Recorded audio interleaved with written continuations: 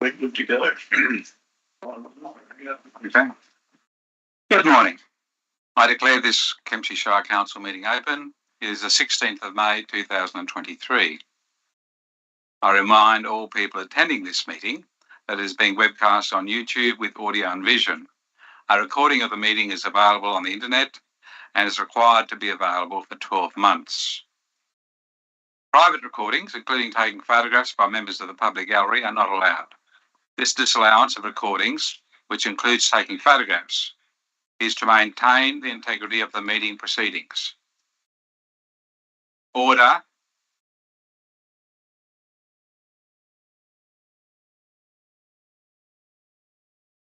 All members of the Kempsey Shire community are welcome to attend council meetings to observe. Please refrain from interjecting or undertaking any behaviour that will stop councillors from undertaking their important tasks of decision making. Please ensure all devices like mobile phones are in silent mode. On behalf of the council, I welcome all people in the public gallery and observing live on the internet to our meeting today. Councillors in attendance are Councillors Dean Saul, Councillors Kerry Riddington, Councillor Kerry Riddington, Councillor Scott Butterfield, Councillor Alexandra Wyatt, Councillor Anthony Patterson and Deputy Mayor, Councillor Arthur Bain and Councillor Simon Ferguson. Council staff in attendance are Mr Craig Milburn, General Manager, Mr Michael Jackson, who is online, Director of Operations and Planning, Mr Steve Mitchell, Director Corporate and Commercial, Mr Daniel Thorogood, Manager Governance and Information Services, and Miss Mel Peterson, Coordinator Governance and Information Services. Welcome everyone, and we'll begin the meeting with the opening prayer. Councillor Ferguson, please. Thank you, Mr Mayor. Dear Lord, help us in our deliberations today so that our decisions will be for the greater good for the whole of Kempsey Shire. Amen. Amen. Acknowledgement of country. Councillor Bain, please. Parang marang, tangati guten ditten bari.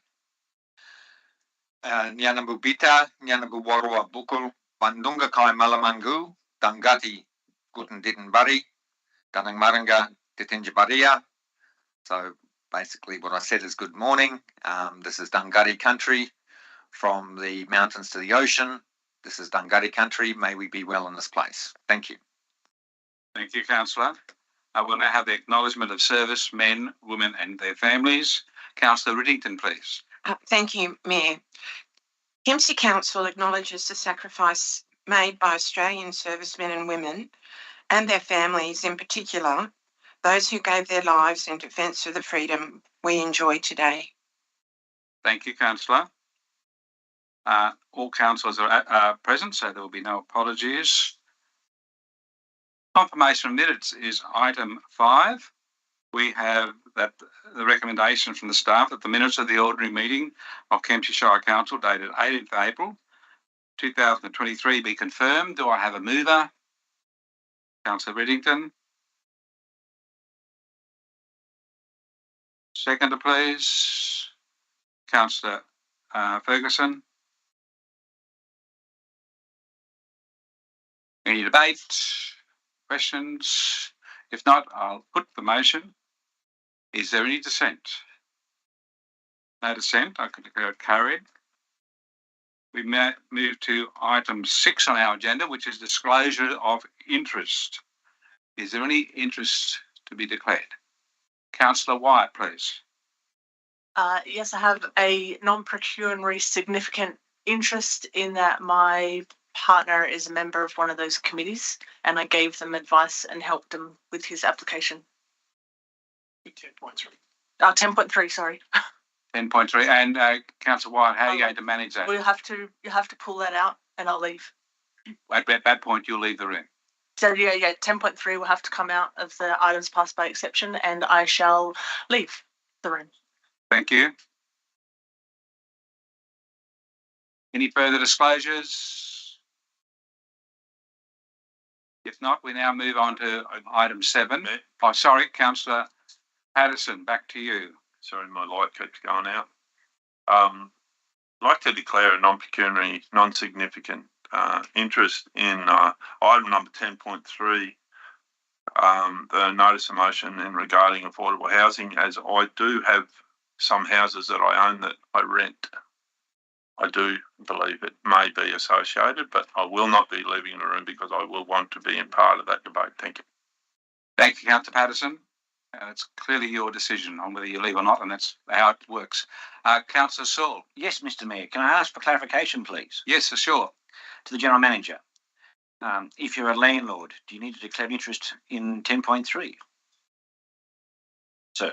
Mr. General Manager, any advice?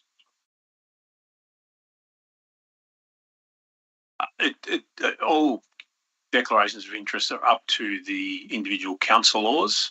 The notice of motion is broadly about getting data and information in relation to housing on a broader basis.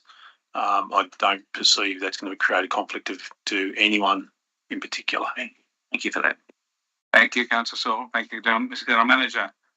With no further disclosure of interest, as I said, we'll move on to items passed by exception.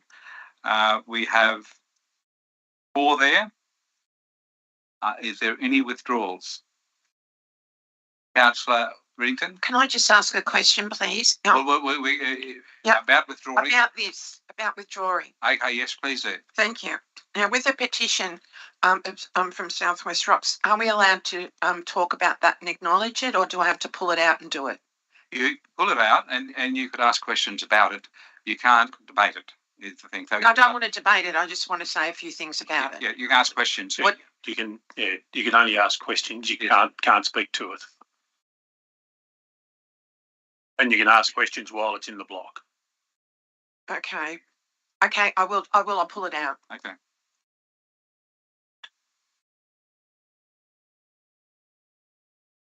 Thank you. Councillor Patterson.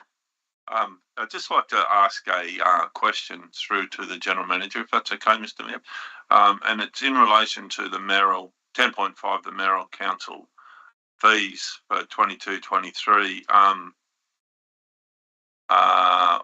What reason and what recommendation would that be that councillors and mayor should be going for?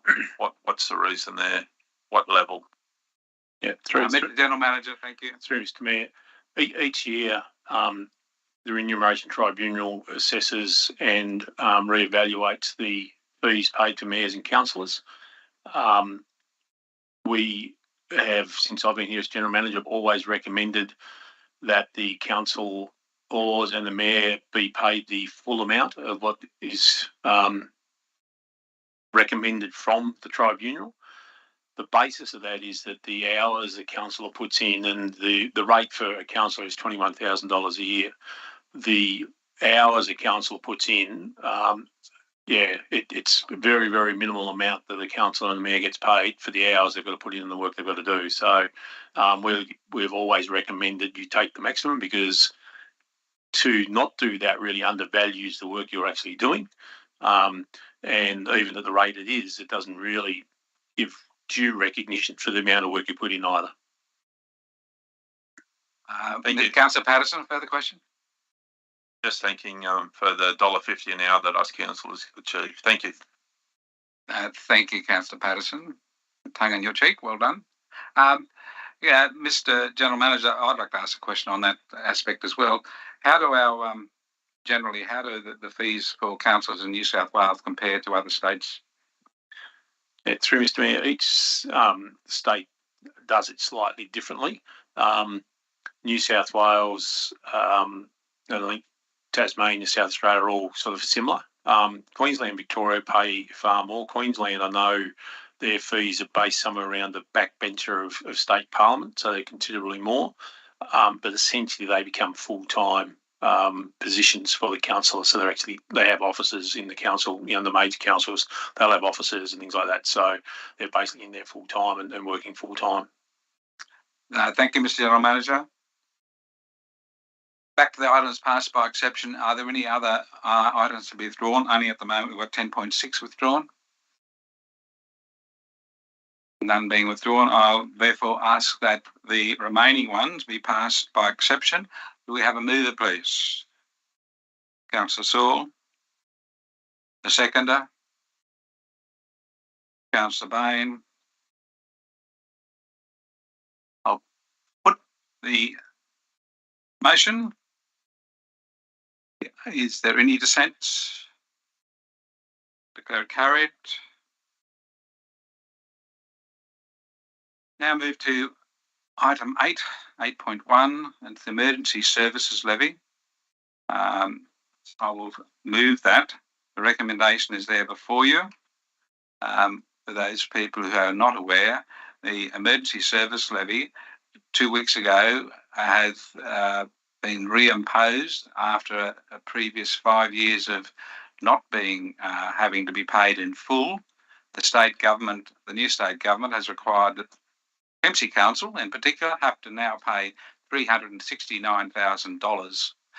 This amount has to be paid by this council despite our very diligent preparation of our operating plan and a delivery plan by the council staff, and that documentation is out on display for comment and submissions, and all of a sudden we now have an extra $369,000 that will change the outcome of that delivery plan in a major way. Operating plans as well. So our budget has been blown apart by this very late decision by the state government.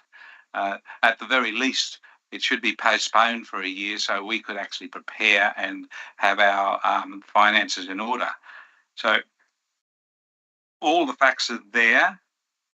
What this recommendation does, because we can't say we're not going to pay it, what we can only do is write to the people who make the decisions, the Treasurer, the Emergency Services Minister, and the Minister for Local Government, and also inform our local member, Mr. Michael Kemp. I discovered the typo there. Thank you. Appropriate name. But thank you very much. I would like to say that we've got to write letters and really advocate for this decision to be reversed as soon as possible, and that's what we will be doing if we pass this recommendation. I commend the motion to you all, and I'll now ask for any debate on the matter. Councillor Patterson and Councillor Riddington. Well, thank you. Just first off, I have a few questions about this, Mr. Mayor, and this may go through to you or to the General Manager. I understand recently that this is a state issue, so I understand recently we had a change in government. We now have a Labor government. Is that that current Labor government that has made this decision, or is it over from the previous government? I don't know the answer to that, but I'll ask the Mr. General Manager if he has any other information. Yeah, through Mr. Mayor, it's probably a responsibility of both. The previous government did hold the emergency service levy at the 2019 rates and provided funding each year for that, but they never provided any permanent fix to it while they were in government. And now this government has come in and they've just increased it up to what it would have been at today's level had the state government, the previous state government, not actually funded it. So it's a bit of a responsibility of both parties.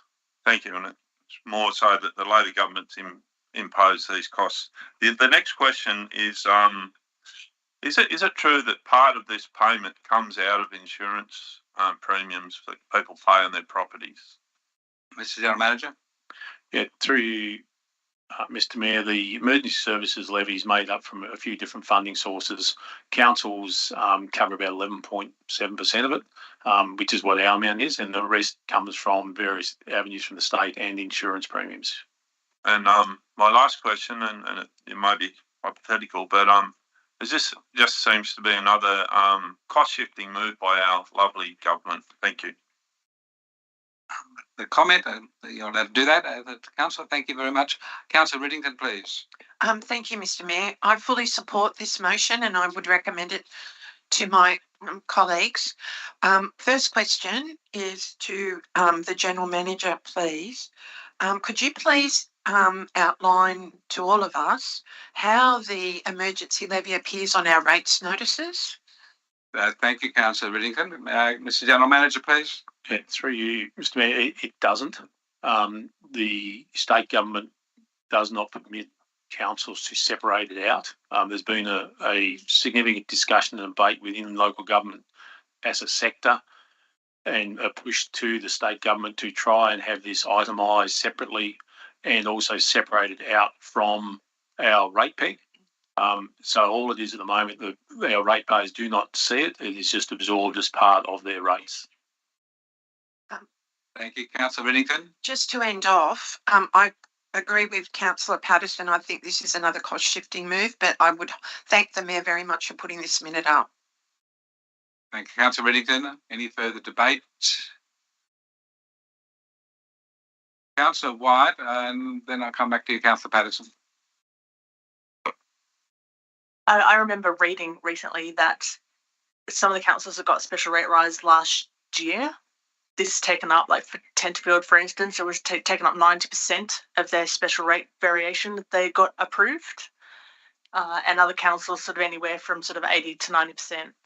Have we done any of these calculations in our figures yet, or this is just new, as just sort of working through it? Mr. Mitchell, please. Through you, Mr. Mayor. No, none of these amounts have been included in our draft budget or our long-term financial plan. So the budget that was presented at last month's meeting, and that's currently out on exhibition, and the outer year forecast just assumes that the previous arrangements would have been in place. So this extra $369,000 hasn't been factored into that. We would need to include that in next year's budget. If there's no continuation of the subsidy for that amount. Just to add to that, Mr. Mayor. Thank you, Mr. General Manager. Yeah, the amount is about an 80% increase from what we were paying previously, and it'll take up around a bit over 40% of our actual rate rise. There are councils in the state where it'll take 100% of their rate rise.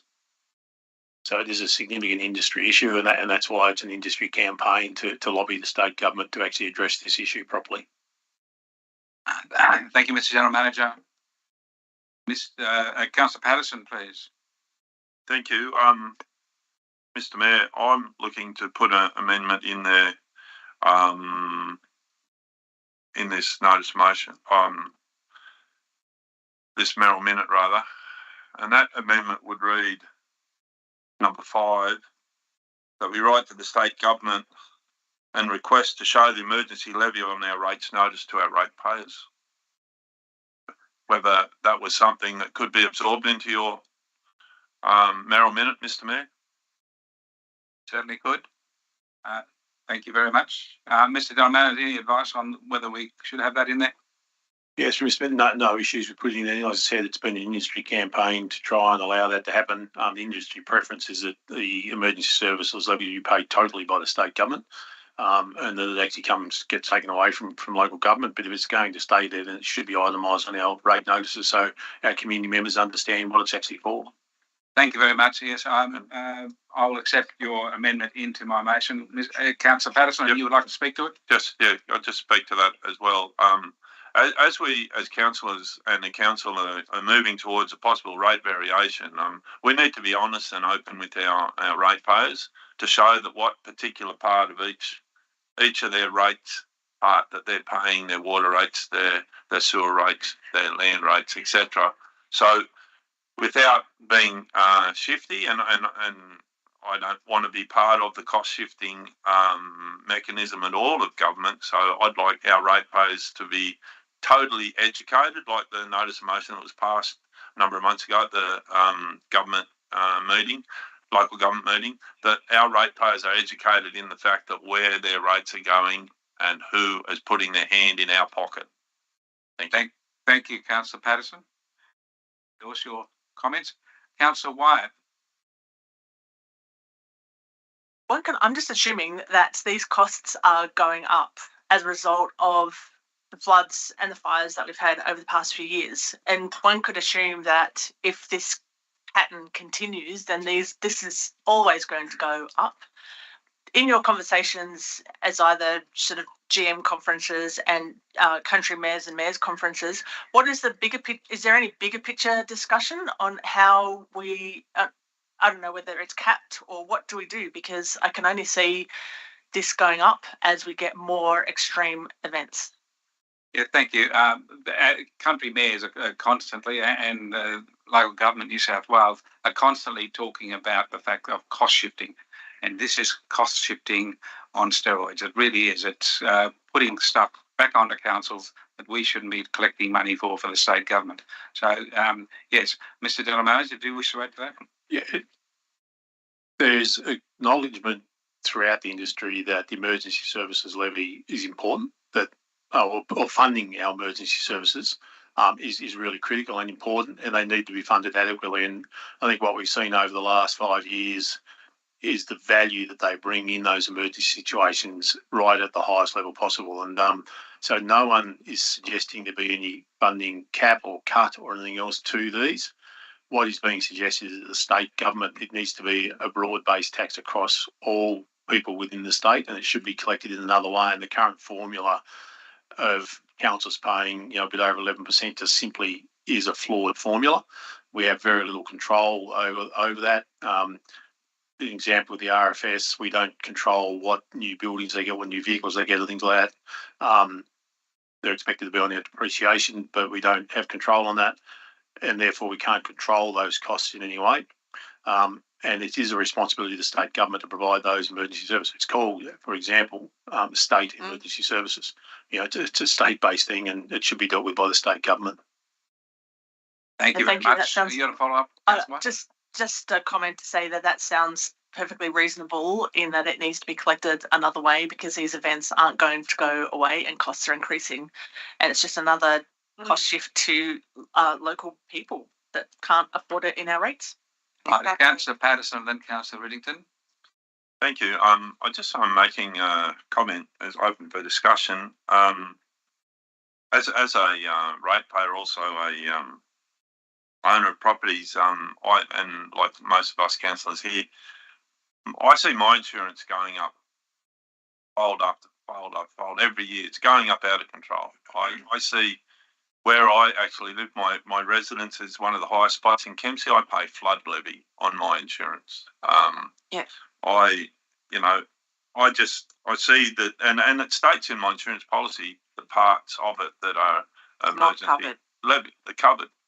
Now, my big issue is that there's no one out there that's gaining any benefits, really, I believe, from this price hike in insurance. We're still insured, struggling to cover our actual quantify our actual houses or buildings that we're insuring now because of these price hikes. And I see, and it was explained, it showed up in that last big fire we had, there's actually 30 to 35%-ish people out there that aren't insured because they can't afford it. So, while I was saying before about how this is cost shifting by government, maybe I also see this as a mechanism of government possibly trying to cover those people that aren't insuring at all now, so it's a real shame, and that's why I do believe we need to have that 0.5 in there. Itemised. And itemised, and there is no one in this town that I know of that is happy with the amount of insurance they have to pay come flood, come fire. Thank you. Thank you, Councillor Patterson. Councillor Riddington, please. Thank you. Through you, Mr. Mayor, the General Manager. So with the 11%, Mr. General Manager, that you mentioned before, I'd just like to follow up on that. Is that applicable across the board for every council, including Metropolitan? Mr. General Manager. Yeah, through Mr. Mayor, I'm not 100% sure about the Metropolitan, because a lot of the Metropolitan services don't have RFS. Yeah. So I'd have to take that on. I was just trying to work out the correlation. Regional councils are under the pump. Yeah, I'd need to take that on notice. Okay, thank you. One last question. You have another question, Councillor? Question, thank you. Yes. And it's through Then Councillor Saul. possibly to the General Manager. Have we had an end result? This is around the RFS. Have we had an end result yet about council being forced to put the fleet, the fire brigade fleet, onto council's books? Because I see this in also attached to the emergency. Have we had an end result in that yet? Because we're asked by the state government to put it, the actual fire engines, etc., on our books. You're talking about the red fleet. Yeah. Yes. Councillor, Mr. General Manager. Yeah, through you, Mr. Mayor. No, there's not an end result from local government sector's perspective. I think there's an end result from the state government perspective. Their belief is that it has to go on our books, and that's the direction. Council received a qualified audit for our last financial year based on the fact that we hadn't done that. So the state government hasn't changed its position. The state government has now changed, and the sector will continue to lobby to have a different outcome than what currently is in place. So that is going to have a financial impact on our rates when we take those in. If we have to take that machinery onto our books, that will have an impact. Is that true, Mr. General Manager? Yeah, through Mr. Mayor. Those items will be forced to put those onto our books and depreciate them. That has an impact on our overall financial position, which then indirectly impacts our rates. So once again, thank you. Do you want to add to that, Steve? No. Thank you. We have Councillor Saul and then Councillor Butterfield. Thank you, Mr. Mayor. Just as a further question, did you consider in your motion perhaps writing up House members as well to try and get some of their support in this situation? No, I did not. But we go through to the ministers and see what their replies are, and we then, if necessary, unhappy with their replies, we could always try to go for all members of Parliament. And secondly, Mr. Mayor, this commences in 23 and 24 year, I believe. Yes. Well, 1st of July. So are we going to make sure our community is well aware of this by advertising it through our web pages and such to make sure that this is not a council cost, state government cost, and the community is well aware of that? Well, that's part item 4 of the motion before you, that we are going to publicise this and get the community on side with this extra imposition on council's budget. Thank you. Councillor Butterfield. Thank you, Mr. Mayor. This may go through you to the General Manager or Director Mitchell. Just a couple of them sort of half been answered. If this was to go through, and obviously we've already done a budget for 23-24, it's sort of what cost would that come to the ratepayer? Could we pass on a significant amount to that, or the individual ratepayer? You're asking, okay. Mr. General Manager, any estimate? I think what you mean is, the total amount. It works out. I think we have around 12,000 ratepayers. 16. I'll recalculate. So it'd be somewhere probably around $55 per ratepayer on average that this will cost. Nice, thank you. Thank you, Councillor Butterfield. No further person wishing to speak. You're right. Okay, I'll close the debate if that's the case. What I'd like to emphasise in closing is that this extra imposition of $369,000 actually takes up 43% of our rate cap. We are allowed to put our rates up by a cap set by the IPART, and they have set it at 3.7%. With inflation running at over 7% at the moment, wages going up above 3.7%, electricity, all that other costs coming onto our community, we don't need this extra cost, even if it's just $55. It's still an extra imposition. We don't want it for our community, and we should fight against it. And that's what this motion's doing. It's advocating that the state government reverse their decision, possibly delay it for a year at least, and have a proper examination of how this is imposed.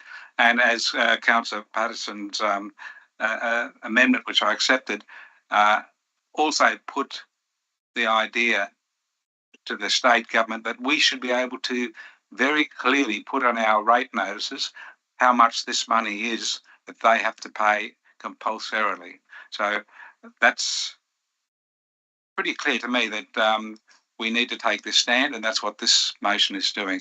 So I'll now put the motion. Is there any dissent? No dissent. I declare it carried unanimously. Thank you. Mr. Mayor, could I just ask a question? Councillor Patterson, question. And the question would be on the number 5 that went through then.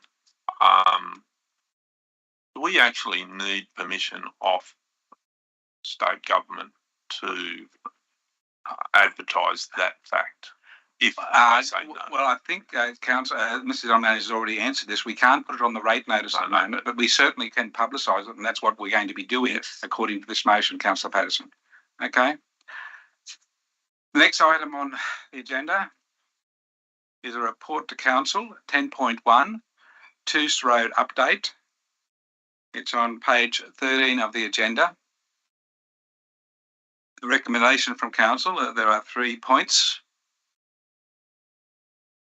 We can have questions, and we can have questions after we have a mover and a seconder. First of all, I'll ask for a mover. Councillor Patterson. A seconder, please. Councillor Ferguson.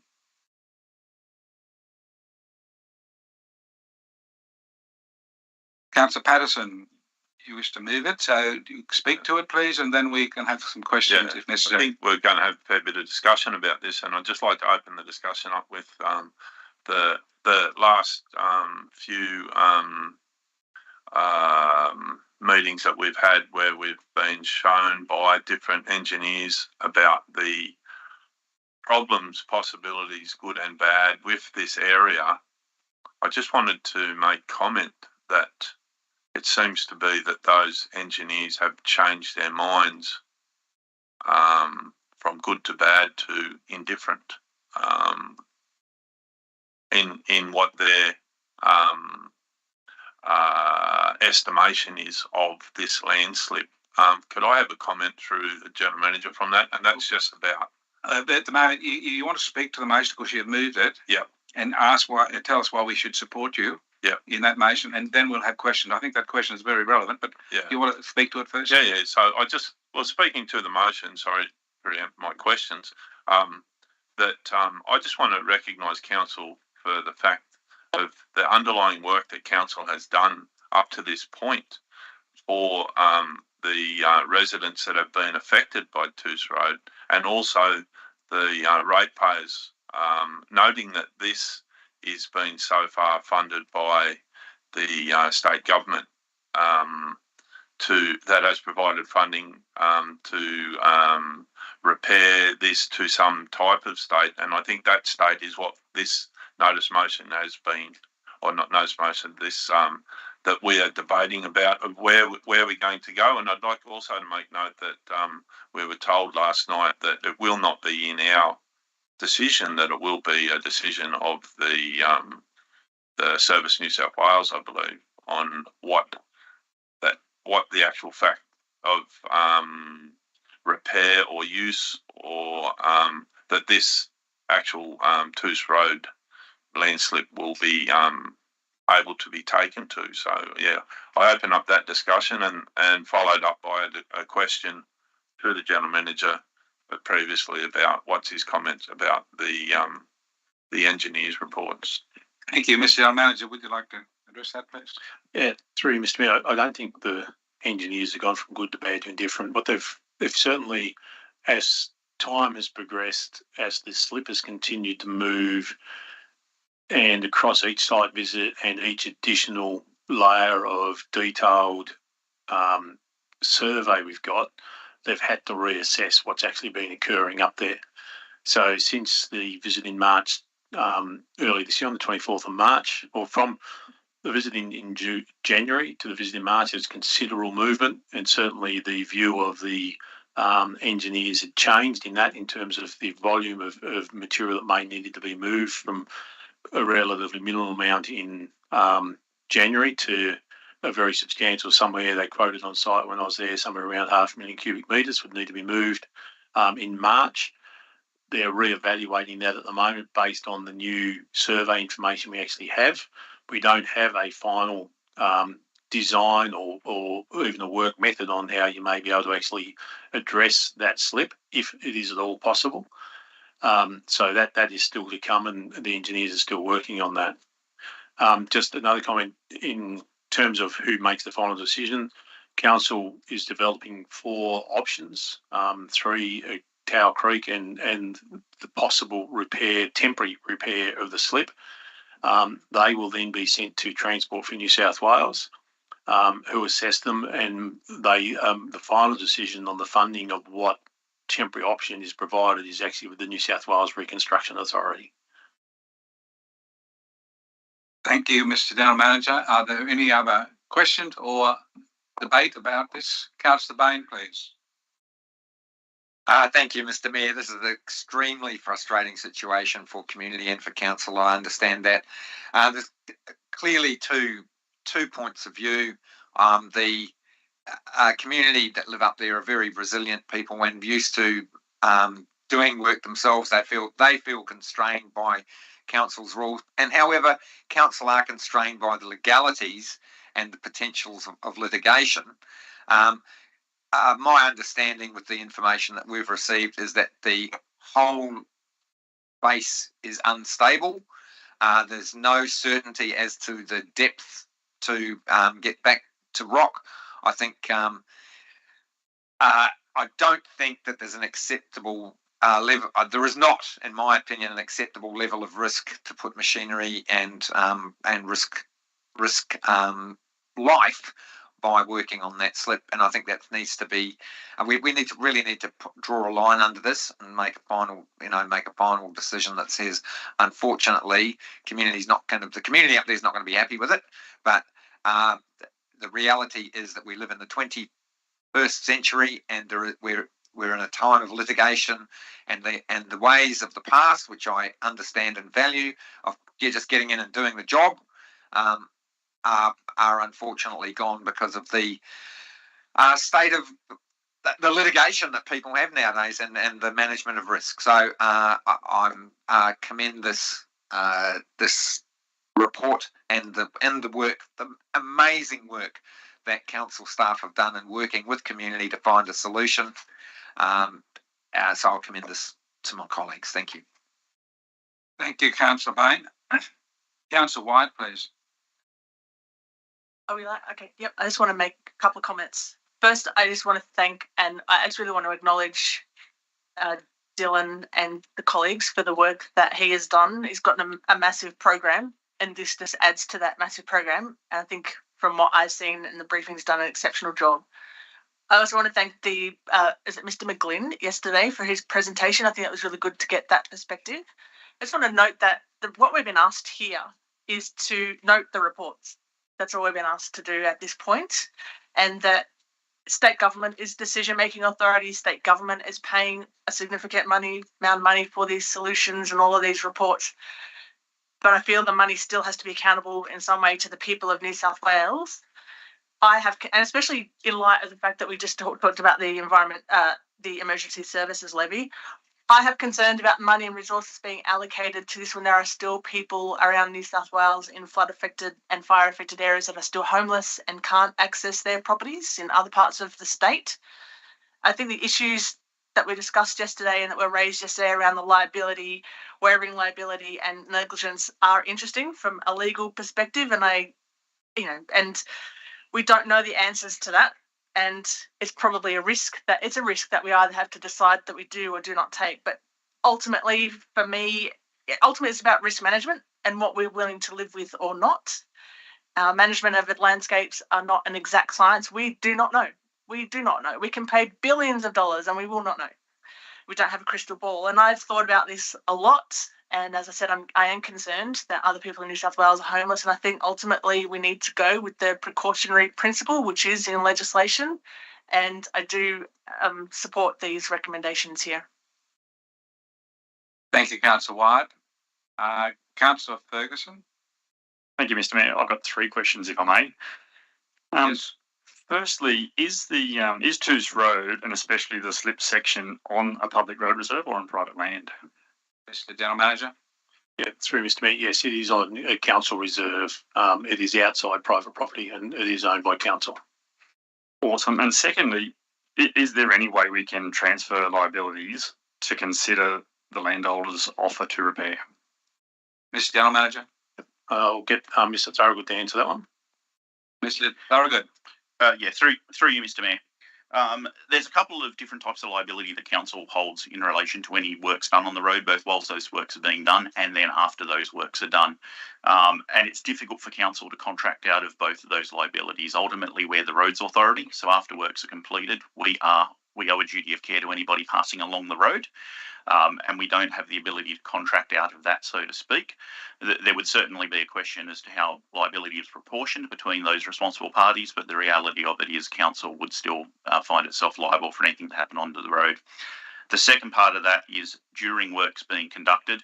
And look, whilst there's the ability under the WHS Act to appoint a principal contractor, so to speak, there also is an underlying principle that council cannot contract out of its underlying duty to provide a safe workplace to the people working on council's premises. So there's no way that we can entirely contract out of our liability when we have a situation where we have 3 different engineers' reports that say that it's an unsafe place to work. There would be very little way that we could contract out of any liability with something then to happen while somebody was working on that slope. Got one last. One more, thank you. If there's no permanent repair for that, why can't we close the road permanently and transfer that road ownership back to the landholders in the adjoining? Through you, Mr. Mayor, there's a couple of things, I guess, that impact on how we close roads. So there's a process that we would need to go through to close a road in conjunction with the New South Wales government. So council on its own doesn't decide to close the road, can't actually close the road. We make a decision. We need to advertise that decision. We need to consult with parties who would be affected by the decision to close the road. And then we pass that on to the state government, who ultimately makes a decision that the road might be closed. They won't make that decision whilst there are any unsettled objections to the road closure. And I think you'd assume in this case there would be objections to a road closure. The second part comes down to fairness for those people where that is the only access. And it's likely that that would be an acquisition of something from them other than on just terms. It would devalue their properties if there was to be no longer any legal access and no likelihood of there being legal access. So we would need to resolve the access issues before you close that road. In a future where the access issues are resolved,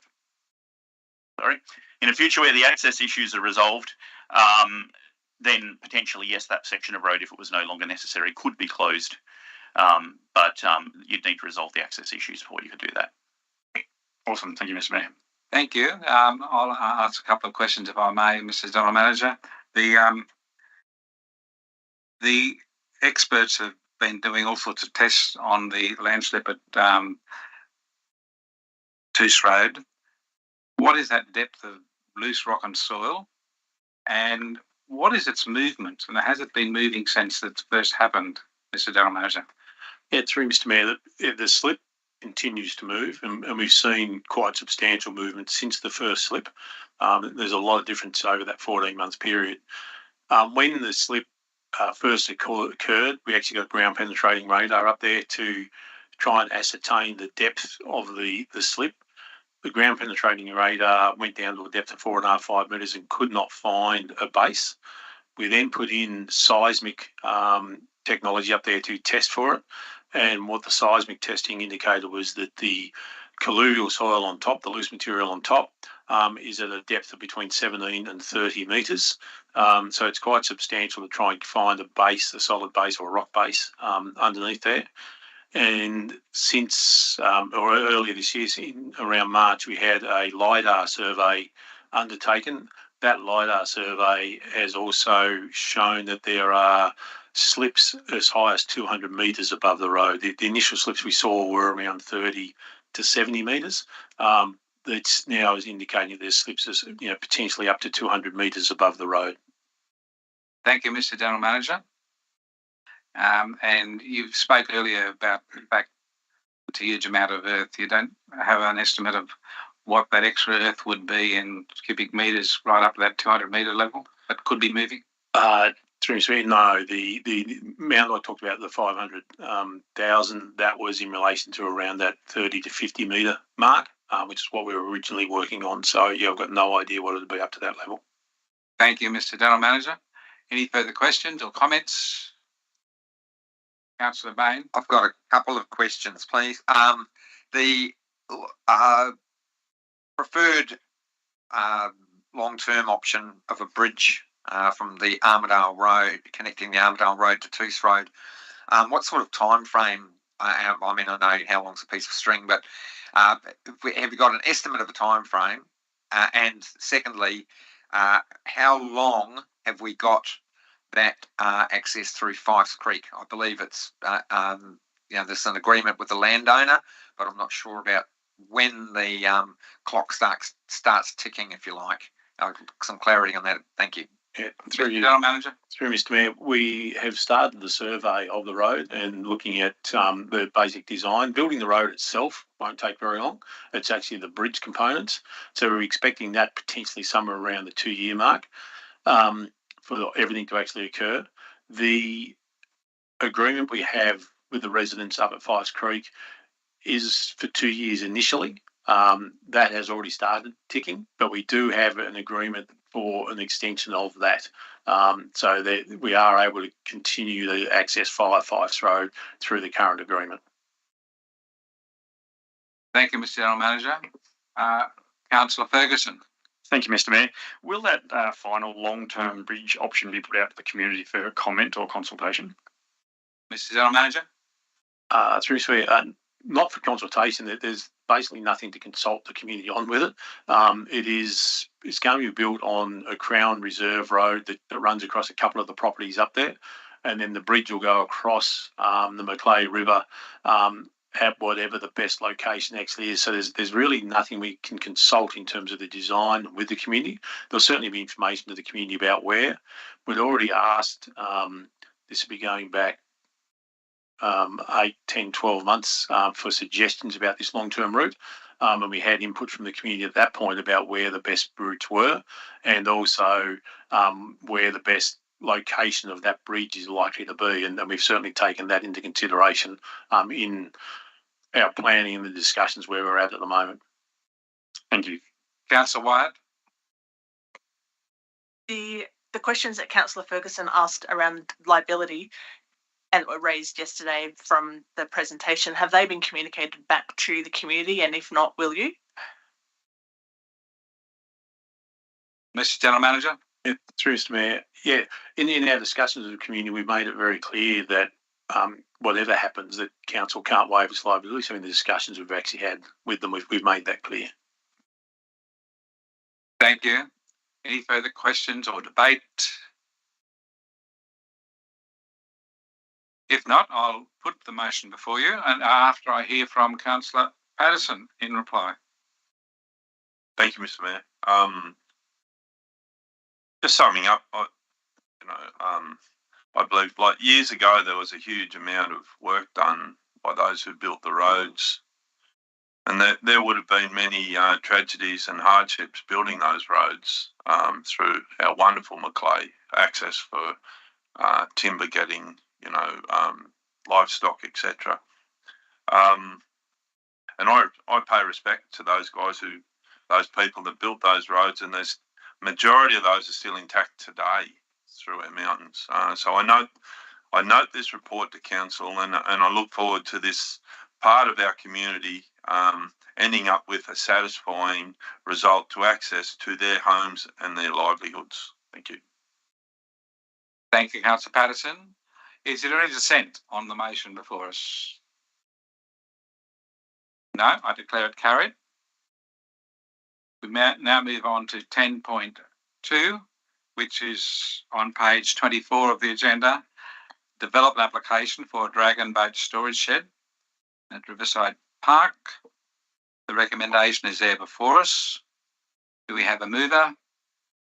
Councillor Bain. A seconder? Councillor Riddington.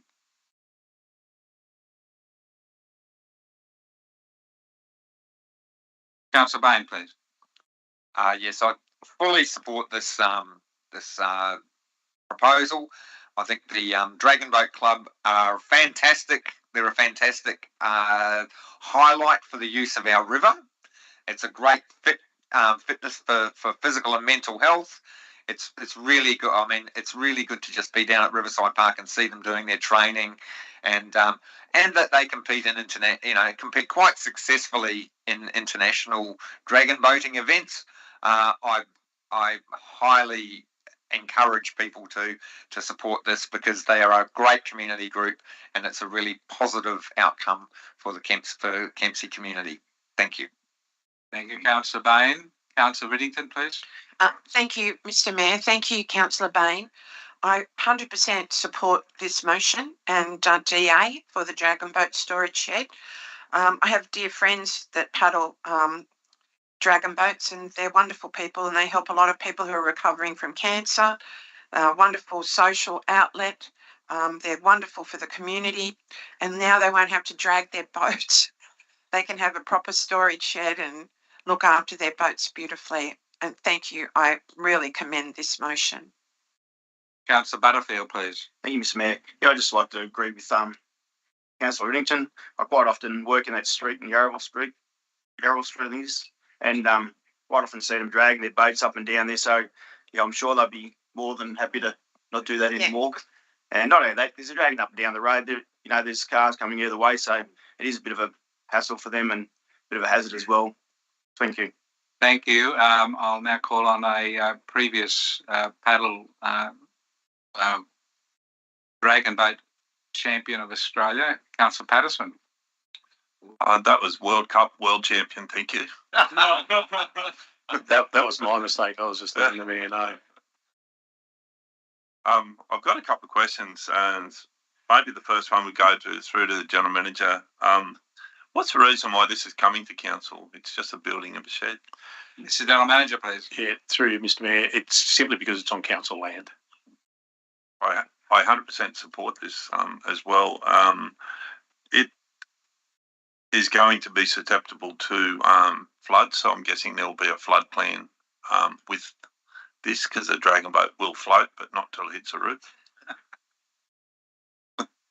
It's in the report there, Mr. Councillor Patterson. They expect that they would move them out, and the structure itself will have walls that can be opened and let the flood water through. And just finally, just after being a dragon boat competitor for many years, it's definitely something that everyone in the community can do. Everyone, people even with disabilities. And then what you can achieve from this is, a great physical exercise, mental exercise, and camaraderie with those fellow paddlers in the boat. Everyone trying to get their paddles in the water at the same time and win a race or two. Okay. Thank you, Councillor Patterson. I enjoy your commendation. Councillor Saul, please. Thank you, Mr. Mayor. Mr. Mayor, I just wanted to pass on from a community member their thanks. This is going forward, and also to planning staff as well. So, Mr. Mayor, please accept the group's thanks for council and the planning staff to have this finally come to fruition. Thank you, Councillor Saul. Any further debate or questions? Councillor Wyatt. I like I've had the architectural design is quite nice, and the other building that's there. Is there any plans to make them compatible, like replace the old one, make it more modern? Because you've got this one with a really nice design next to one that's a bit old. Well, thank you, Councillor White. The old one is actually on a Mercot design, which is the round roof top, and the new one hasn't got that. But yes, Councillor, Mr. General Manager, any comment? Thank you. Yes, Mr. Mayor, no plans at this stage. Thank you. Glad I didn't hear that. So, Councillor Bain, we'd like to close debate. Thank you, Mr. Mayor. Yes, I think we commend the Dragon Boat Club for gaining the getting the funding and the grant, so there's going to be no cost to council. It's a great use of our public land, and a great design. The whole thing's a win for everybody, as far as I'm concerned. Thank you. Thank you, Councillor. abstain. I put the motion. Is there any dissent? There's no dissent. I declare it carried. Move on to 10.3, which is the Community Grant Program. Round 2. We have a report there, the recommendation. And yes, Councillor Wyatt is leaving the room, as she said she would, under conflict of interest. Thank you. You would like to move that? Councillor Ring. And seconder, please. Councillor Riddington. Councillor Ring, please. Thank you, Mr. Mayor. I'd really like to commend this report and the work done by Council to deliver this grants program. I think it really shows that Council backs the hard work that the community do, especially these clubs.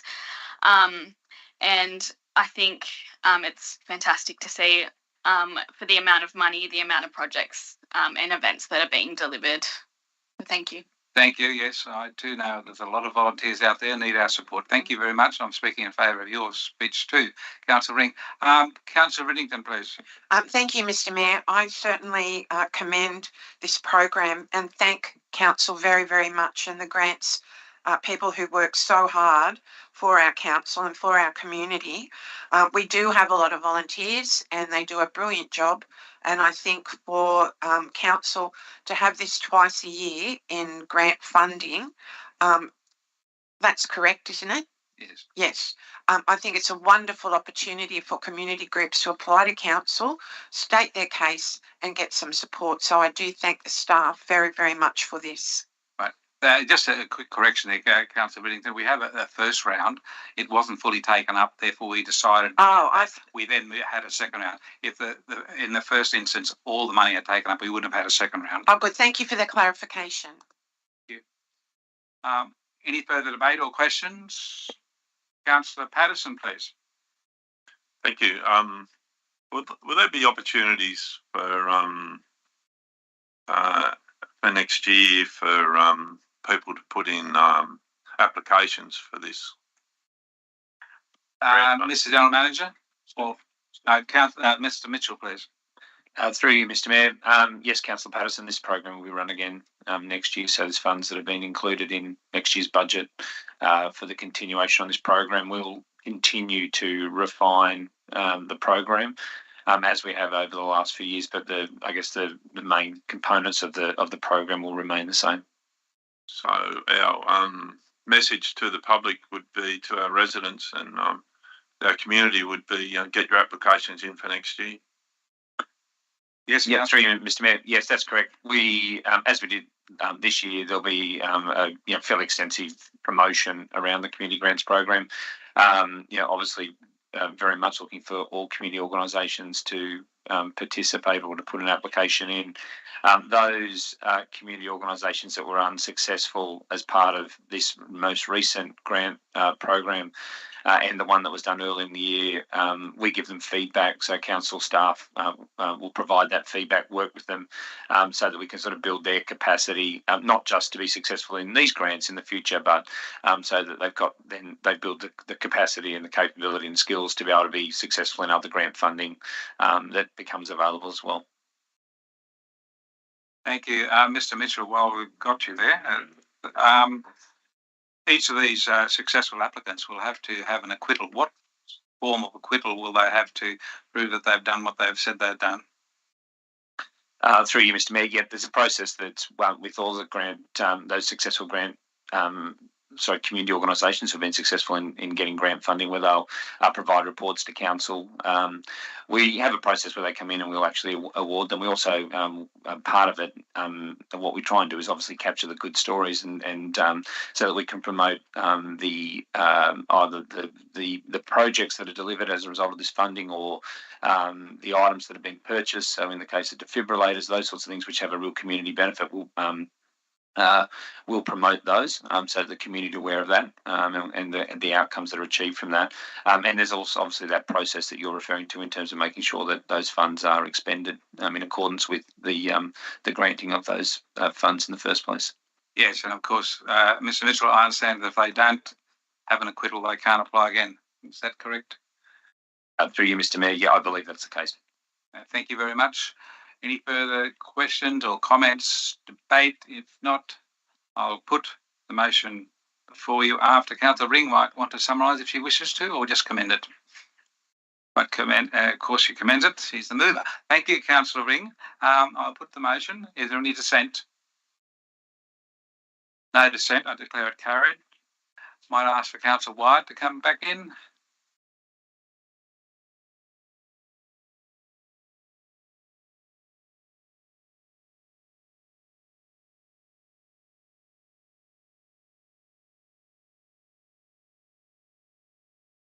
The next item will be 10.4, which is Director Mitchell's providing Can I? background here to answer the tough questions on it. So we have the third quarter corporate performance report.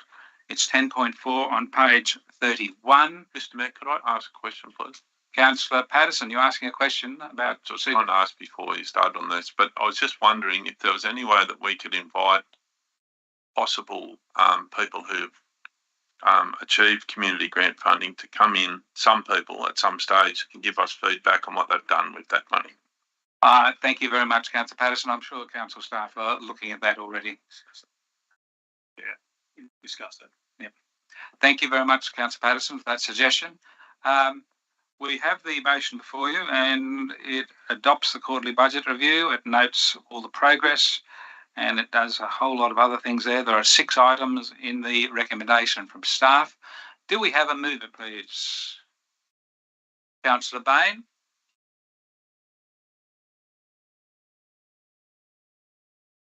A seconder, please. Councillor Butterfield. That was your hand up, wasn't it? Yes. Thank you. Thank you, Councillor Butterfield. Councillor Bain, would you like to talk to the motion before us, please? Yeah, thank you, Mr. Mayor. I'd like to congratulate staff on the massive amount of work that goes into this and balancing those rising costs and bringing forward all of these projects that are so important to our community. I note that quite a bit of has been rolled over to the next financial year. That's giving us a slight the projected income revised down because of capital grant income being deferred. So some of those projects have had to be deferred. So therefore we've got that's impacted the variations on our budget. I just thank you very much for the work that you've done in this, and I'll commend it to my colleagues. Thank you. Thank you, Councillor Bain. Are there any questions or debate, please? Councillor Saul, please. Thank you, Mr. Mayor. Mr. Mayor, looking at the report, many of our road projects will be deferred until 23-24, and commentary has been received that we need to try to have additional road crews to get the job done. So I'm hoping the council can get contractors in and others to have the roads done. Would you like to ask that as a question? What is the question, Mr. Mayor? Is that going to be a priority for council in 23-24? Mr. General Manager, please. Yeah, through you, Mr. Mayor. The staff currently are actually reviewing our resources. We did this a couple of years ago when we created the Project Management Office to assist us then. We realised that there's still more resources, both internally and contracted, that we need to deliver the capital works program of the size we've got over the next few years. And we're just developing those plans for what that breakdown of those resources look like. And there will be probably some additional temporary 3 to 5 year sort of work teams that we'll need, as well as some additional contractors. Thank you for that. Thank you, Mr. General Manager. Councillor Patterson, please. Through you, Mr. Mayor, to the General Manager or possibly Mr. Mitchell. I note that the reduction of capital works budget will be 27 million. Could I just have a response on what that size of our capital budget was in the last 2 years, so are we coming from a capital budget the previous year that was half this amount? Yeah. Mr. Mitchell, do you have the numbers? Yeah, through you, Mr. Mayor. I don't actually have the exact numbers on hand, Councillor Patterson. What I can say is that this year was the biggest program that we have set out to achieve. And what we will deliver by the time we get to the 30th of June will be far and away the biggest capital expenditure delivery that council's ever delivered. And I think I made this point at a council meeting, might have even been when the previous quarterly report was tabled, that whilst the reductions in capital, and so the $27 million reduction that's included in this report looks like that we haven't sort of got through a significant amount of work, it's important to focus on what has actually been delivered, and that's been a substantial amount of delivery across all of our programs, and to Councillor Saul's point, including in our road transport network as well. We have progressively had a larger capital program over the last few years, and a lot of that's contributed to from the grant funding that's been made available. As I said, this year is by far the biggest that we've set out to achieve. Next year's will be large as well. You may recall the number that was in the draft budget and long-term financial plan that came to council in April had a capital number at around about $100 million. Some of these projects, I should say, will need to be factored into that next year. And so there's going to be a whole lot of work that will need to happen now in terms of making sure that what we set out to deliver next year is achievable. But again, it'll be a very large and ambitious capital program next year as well. Thank you. Thank you. Councillor Patterson, you wish to follow up? Yeah, just a response, yeah. Oh, I just wanted to make a response back that just how fantastic that council staff and the organisation has been able to achieve an increase in their capital program year on year as the 13, 14 odd years that I've been here. I just see it's fantastic, and the community is a different place because of it. It is a better place, and I commend you guys for all the fantastic work that you're doing. And by crikey, if you set the bar at that high instead of this high and don't quite achieve it, kudos to you guys for attempting it. And we're looking forward to the delivery next year being even bigger again. Thank you. Thank you, Councillor Patterson. Councillor Riddington, please. Thank you, Mr. Mayor. I'd like to follow up with Mr. Mitchell, just so that we clarify it for the everyone listening and our viewing public. The deferrals are deferrals. They're not cancellations. They're not written off. They're rolled over to the next schedule. So it's not about losing the 27 million. It's about rolling it to the next slot. And I'd really like an explanation and a thank you from the General Manager about the recruitment for your project managers, please, to run your schedule of works. There's two questions there. The first one is for Councillor Mitchell. You can confirm what... Director Mitchell, I'm sorry. You're confirming what... Through you, Mr. Mayor. Councillor Riddington, yeah, that's correct. So, in the whole, the $27 million of capital reductions that are detailed within this report are all essentially being rolled forward to next year. A lot of those are multi-year projects, and indeed the vast majority are grant funded. So we're not giving the grant funds back. It's just that I guess in terms of some of the challenges around project delivery, and I guess particularly, as I mentioned in my response to Councillor Patterson, having that ambitious capital expenditure target for this year means that we will just have to shift some of that from this year to next year. And so, yeah, those projects will not be delivered. They'll be delivered next year, and we'll just need to do an exercise of work to include those in the program and actually have a proper program for next financial year. Thank you, Director Mitchell, and I apologise for demoting you to a councillor. Mr. General Manager, you had a question also there about recruitment. Thank you. Yeah. Sorry, Mr. Mayor, it was recruitment, not recoupment. Yeah. What we've been able to do with that is we've been very successful. We've recruited, I think it's now around 10 project managers. The majority of these are on 5-year contracts. We've been able to structure those in a way that they sit directly in, well, they all sit under our coordinator of our project management office in terms of direct reports. They actually physically sit in the areas they're working in. So we have a number in commercial business, a number in water and sewer, and a number in infrastructure delivery. The way we've been able to structure that to make it attractive, and we've been able to get some very, very high quality project managers, both from the government and also from the private sector. For them, having a 5 years guaranteed work is very good. Project managers are often on shorter term contracts. Project managers, particularly in the private sector, are often moving around a lot, so that they may be based in one place, but they'll have 2 or 3 jobs that could be various places around the state or around the country. So for them here, they can actually be going home every single night. All of our jobs are within the LGA. The conditions, the working conditions, and the variety of projects makes the whole package very attractive. So we've been very successful in getting some very, very good project managers. Thank you, Mr. General Manager. Councillor Patterson, please. Thank you. Just after a comment through to the General Manager, possibly, would you give us a comment on,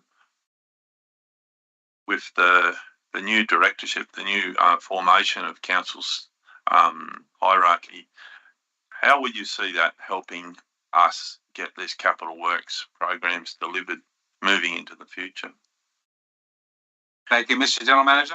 Yeah, through you, Mr. Mayor. Yeah, just given the sheer size of what we currently have and what we're looking at over the next 5 years, distributing that overall strategic workload across 3 directors instead of 2 directors, it just allows the capacity of the director to focus more acutely on the areas that really matter. So by setting up the new Utilities Directorate, of which the applications closed yesterday, I can tell you we had 22 applications, some very, very high calibre applications in there, just as an aside.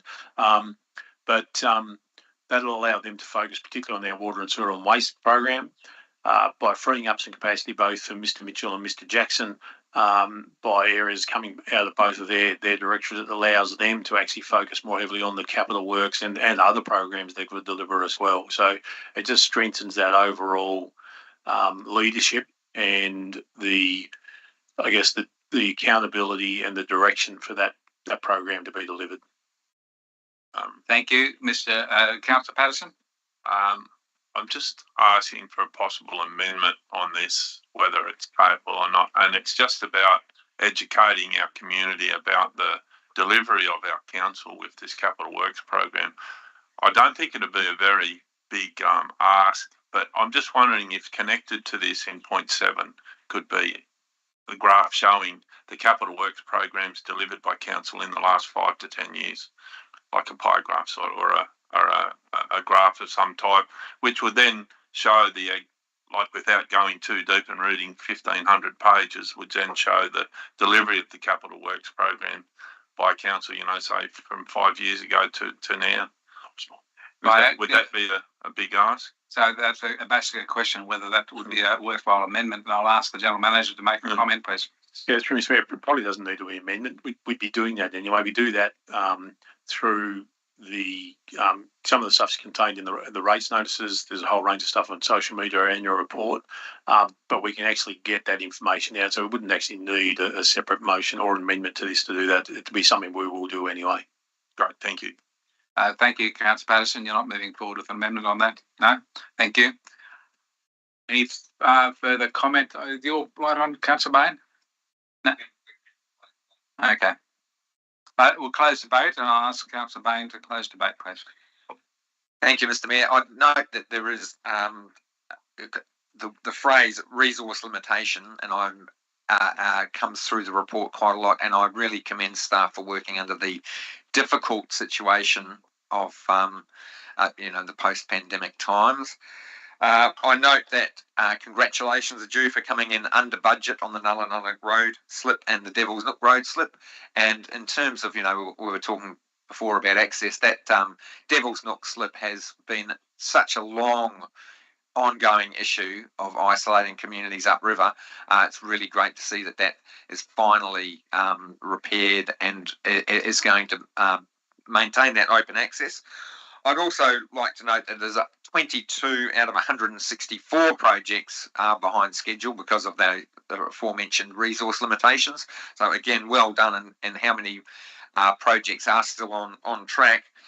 77% community satisfaction in quite difficult and difficult times. So I think that's a really good outcome. So I congratulate staff for putting together these reports and budgets, particularly Director Mitchell, fantastic work, and commend this to all colleagues. Thank you.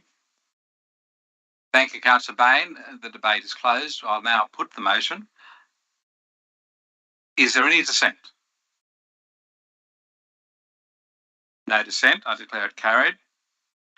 Next item of business is item 10.6, Petitions, Development of Southwest Rocks on page 44. The recommendation there that the council receives and notes the report. The option to you as councillors is either to move that as is or move that a report be provided by the General Manager on this issue. Before anyone decides they want to move it, they might want to ask some questions about the process. And if at the end of the questions we could have a move, I'll have that. Councillor Riddington, do you have a question? Thank you very much. Just to explain to people, we cannot debate this because it's part of the code of meeting practice, but we can ask questions about it. Thank you, Councillor Riddington. Your question. Thank you. I have two questions. Thank you, Mr. Mayor. Firstly, and I will do a preamble, so please just bear with me. I'd like to thank and acknowledge the people who participated in this petition and submitted it to us. I thank them very much. My first question is to the General Manager through you, Mr. Mayor.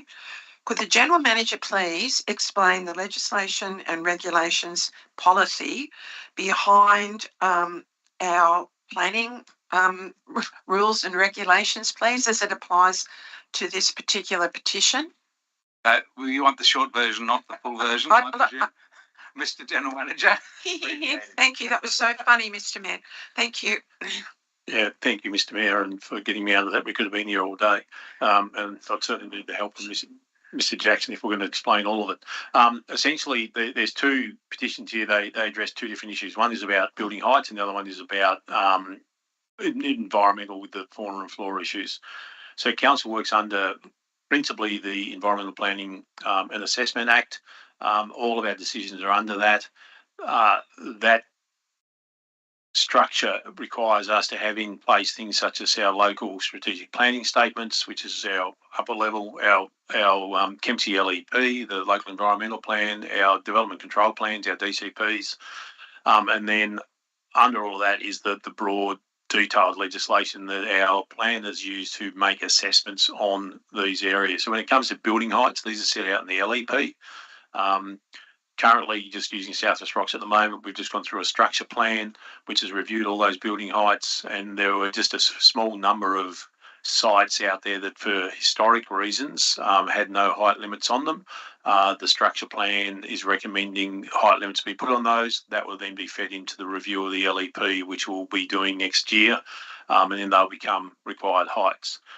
When it comes to the preservation of things like local fauna and flora, again, the EPA Act sets things out, and there's also some biodiversity legislation from a federal perspective, depending on the nature of the applications and the nature of the land. There are then consultant reports that would be required as part of applications if they are looking at having impact on that. And then depending on the biodiversity impacts as to what needs to be done in terms of potential payment of biodiversity funds and things like that as well. That's it briefly. Thank you. Councillor Riddington, did you have a second question? Actually, the General Manager very kindly answered my second question about the height limits within the answer to my first question. Thank you very much. Thank you. Councillor Riddington. Any further questions? Councillor Wyatt and then Councillor Bain. And remember, we can't be debating. We can only ask questions. Firstly, I am really glad that council have decided to accept the petition, even though it doesn't comply. It's a good thing to provide leniency. Bureaucracy is bit hard to navigate sometimes. In addition to the petition, councillors, well, I have anyway, have received heaps of emails, around about 50 or more emails on the same types of issues, basically voicing their objections to the height, the zombie DA, the retention of native vegetation, and all the geomorphological issues. So my question is, how does council manage the petitions and submissions?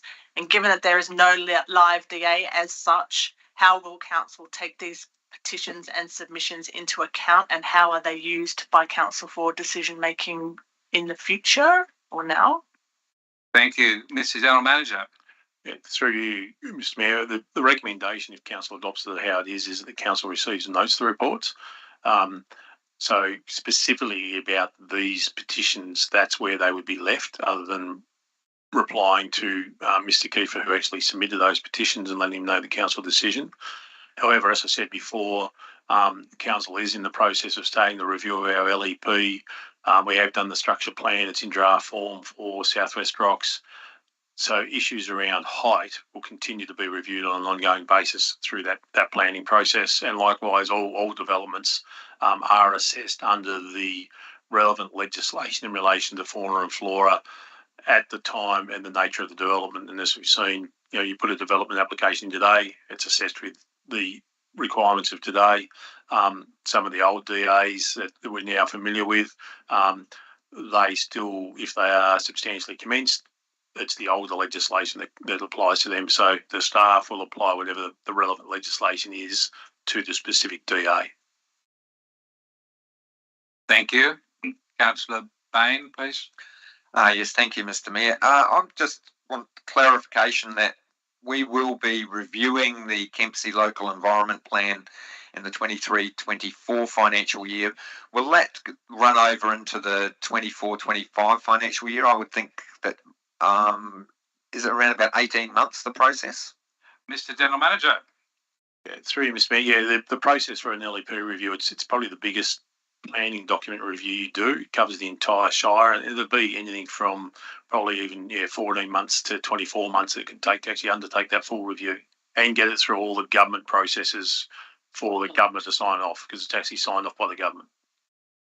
So that will, to be clear, that will run after, so the next council election will be in the middle of that process. Is that correct? Yeah, through you, Mr. Mayor. Yeah, certainly the next council election will be as part of that process. Mr. Jackson may have a bit more definitive information in relation to the timing of the LEP. Mr. Jackson. Yes, through you, Mr. Mayor. The program is being developed now, but as the General Manager did say, it is likely to be an 18-month plus project process, and the final step does require adoption of the and publishing of the the revised LEP by the minister, the state minister. So in that respect, there is an uncertainty as to when the new LEP will officially be adopted and published. Thank you, Mr. Jackson, and thank you, Mr. General Manager. Councillor Patterson, you have a question. Two questions. Thank you, Mr. Mayor. This may be through to you, Mr. Jackson. Noting that there is some no height limits in Southwest Rocks and the building, and if in certain areas in Southwest Rocks, and if the buildings, say, were built to 5 to 10 stories in those areas where there is no restriction, will that set precedent for developers in the future in Southwest Rocks? Thank you. Mr. Jackson. Yes, through you, Mr. Mayor. The areas which currently do not have height limits, essentially, there are no height limits at the moment. As the General Manager said, that'll be worked through in the LEP review, and height limits will be imposed. All the areas that currently have height limits would certainly not be able to use a precedent from other areas because they're already covered under that LEP. So no, there wouldn't be any broad scale precedents being set by any development occurring in those isolated pockets which currently would permit higher development. Councillor Patterson, your second question. So my second question is once the height restrictions come in those areas, that are variations allowed in height controlled areas, like developers say coming back to council asking for variations on those DAs or constructions. Thank you. Through Jackson?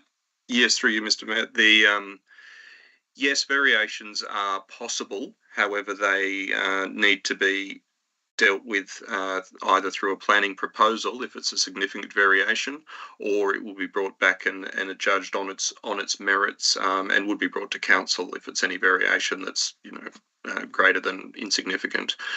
So fundamentally, they would have to argue the case and provide a very good reason why, and then it would be put to council as to why that variation could be assessed, or if it's a significant enough variation, it would actually be a planning proposal, which is effectively to vary the LEP and change the LEP, which can be considered, obviously, at the discretion of council and the minister. Thank you, Thank you, Jackson. Councillor Riddington, please, a question. Thank you, Mr. Mayor. I'd like to ask Director Jackson a question. You might note that we unanimously supported a NOM a couple of months ago to bring forward the CLEP plan to begin on the 1st of July. So we have a structure plan that's coming up to council in June. What I would like to know is, with the structure plan and the community consultation, the whole stuff that's gone into this, we've still got a CLEP that has 4.6, as you just outlined, that says we can, people can apply to vary the actual height limits, allegedly. So my question is, how is the process going to work in the gap between the approved, if it is approved, structure plan in June and the CLEP finalisation in whenever? Mr. Jackson? Yes, through you, Mr. Mayor. The 4.6 regarding the ability to alter the heights is really a standard clause in the template documents. So that's something that the state government has allowed through the planning department and the planning minister, which allows for unforeseen circumstances and allows for a developer to argue the merits of a very specific height or any other change on their site. So at this point in time, I'd need to check the details, but I don't envisage that particular clause will be removed in the review of our CLEP and our height limits, etc. There will still be an opportunity through the fundamental principles of merit-based assessment on whether or not a developer could argue a case. They would have to argue that case in great detail and prove their case to the satisfaction of council or the relevant authority who's going to approve that planning proposal. Thank you, Mr. Jackson. Thank you, Councillor Riddington. We'll now need a mover, and the mover has to decide whether to go with the recommendation or move that a report be provided by the General Manager on these petitions. So do we have a mover? Councillor Riddington?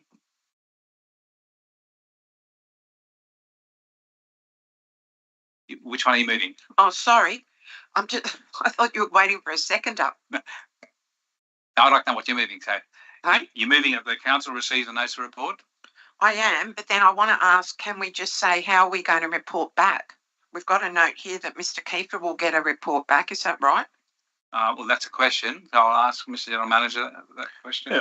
Yeah, the development staff will reply to Mr. Kiefer on the outcome of council's meeting today. Okay. Well, then to me, I'd like to just move that we receive and note the report because work will be done on it. Thank you, Councillor Riddington. I haven't asked for a second yet. Councillor Saul. I seek a seconder. Councillor Saul. What a surprise. Thank you. As there is no debate, we will now put the motion that the council receives and notes the report. Is there any dissent? No dissent. I declare it carried. And with that, I'll adjourn the meeting for morning tea, and we'll be back here in 5 to 11. Thank you.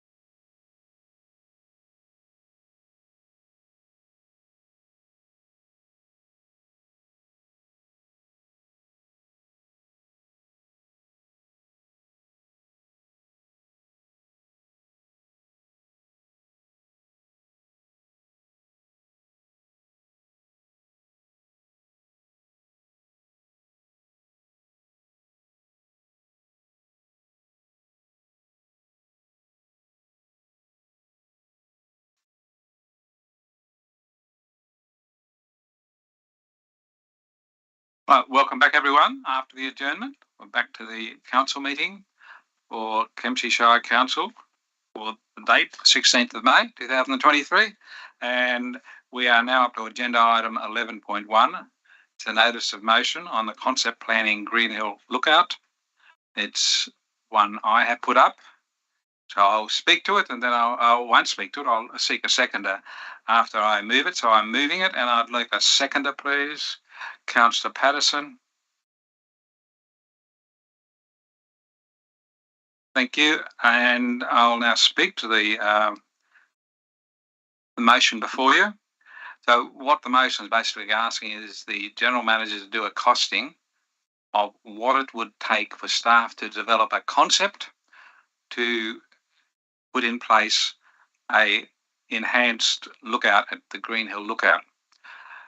That would involve some planning time, and that has to be assessed, and council staff can do that quite well.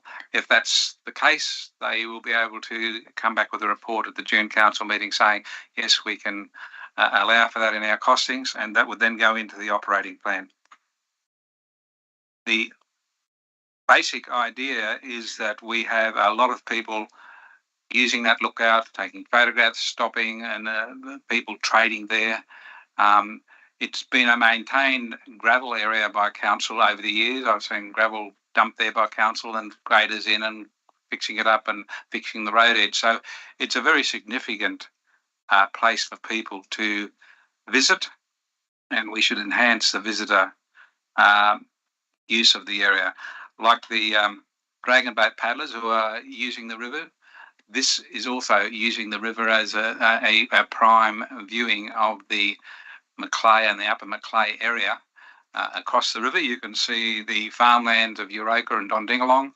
You can see the foothills, and then over to Yesabar, and you can see way up past there to all the ranges of the Great Dividing Range. And depending on what time of the day you visit, you will get always different views and aspects of our wonderful area. So we have this as a request to the general manager to do a costing of what it would cost to come up with a concept plan. And I've put in the notice of motion report that in the other matters we could have a lot of other things undertaken in the concept plan.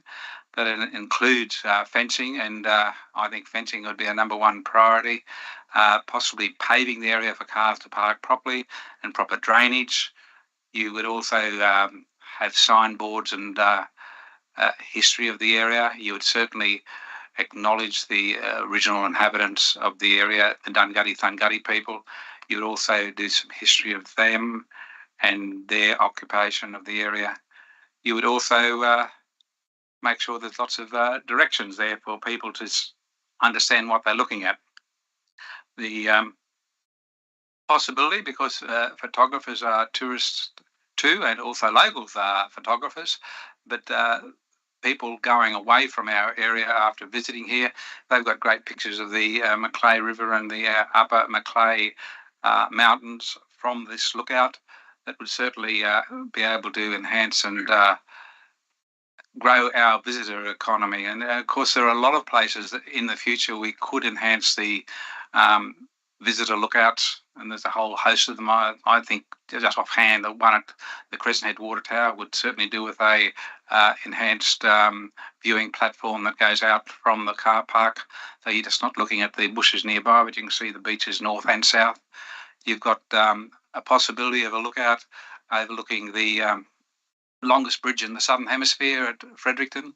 There's a piece of public land there that could be used as a lookout. There's another one up overlooking Devil's Nook. What's the special name for it? Councillor Bain, I'm not sure. But it's a great place to enhance our visitor experience of being here in our shire. So I commend the motion to you, and basically we're asking for a first step in developing a concept plan, and that's what we would be able to find out by the next council meeting in June. So Do we have any speakers? Councillor Wyatt, please. Yeah, thank you, Mayor. Thanks for the motion as well. I just wanted some clarification from perhaps General Manager. Is this already did this get put into the draft development operation plan? Because we did raise this as well. We asked for to activate the river as a visit precinct at Green Hill Lookout and the concept plan. Is this already in the delivery operation plan for next year? General Manager. Yep, through Mr. Mayor. It was one of the items when we asked the councillors for their list of things, and it came forward that, but it was not then included. It was a lower priority. It was not included in the DPOP. So where does this sit? And so now we're asking for this to go into the DPNOP. Yes, that's what this motion would do, Councillor Wyatt. Yeah, Mr. General Manager. yeah. What the motion does is ask or sets out two things. Firstly, that we bring a report back in June. On what the cost will be, and at that June meeting, you would then consider putting it into the DPOP if you're satisfied with the cost.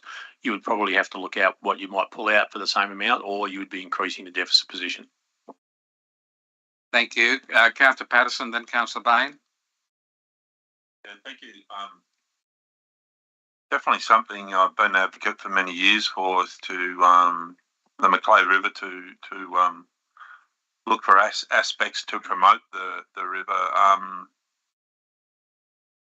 If it was allowable, I'm also and this is totally up to you, Mr. Mayor. If there was amendment that to your number 1 there, where you say request the General Manager to provide a report to the June 23 council meeting outlining the cost of develop concept plan, develop a modernised tourist lookout car park at Greenhill. And I suppose that leads into question number 2. But I was wondering if it could read along the line of that utilises this as a gateway to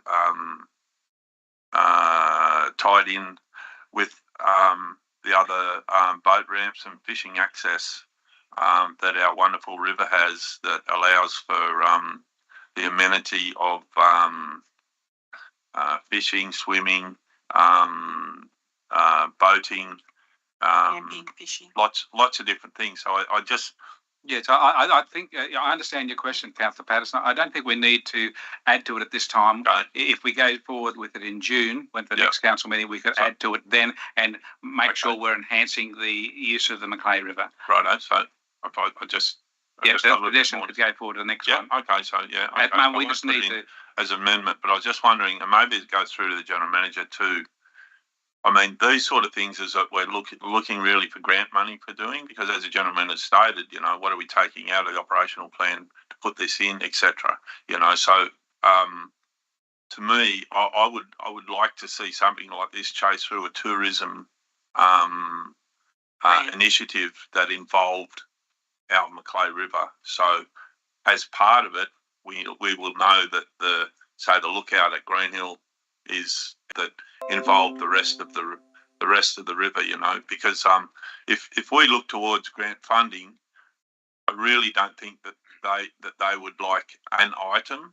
They would like a whole item, which would be tourism.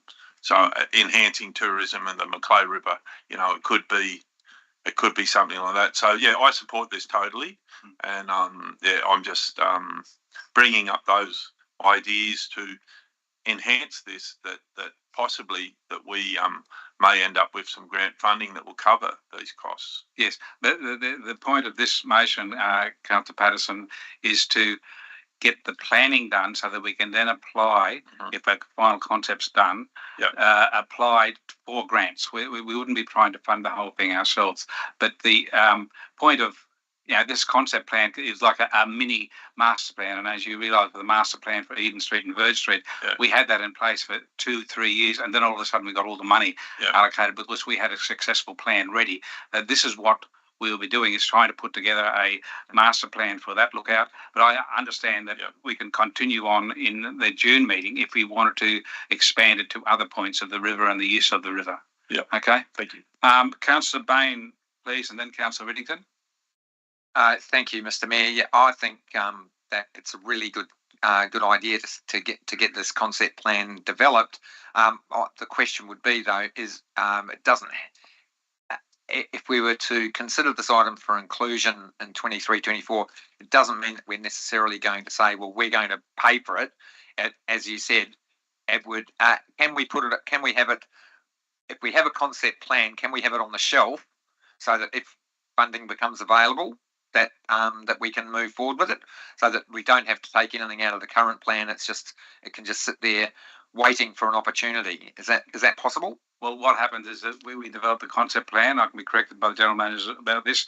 It goes into the grants officer's office, and that person will be looking at grant streams. And when the opportunity comes, they take it off the shelf and apply for the grant to try and make it happen.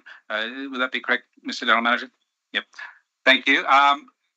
Councillor Riddington, please. Thank you, Mr. Mayor. Yeah, just for clarification.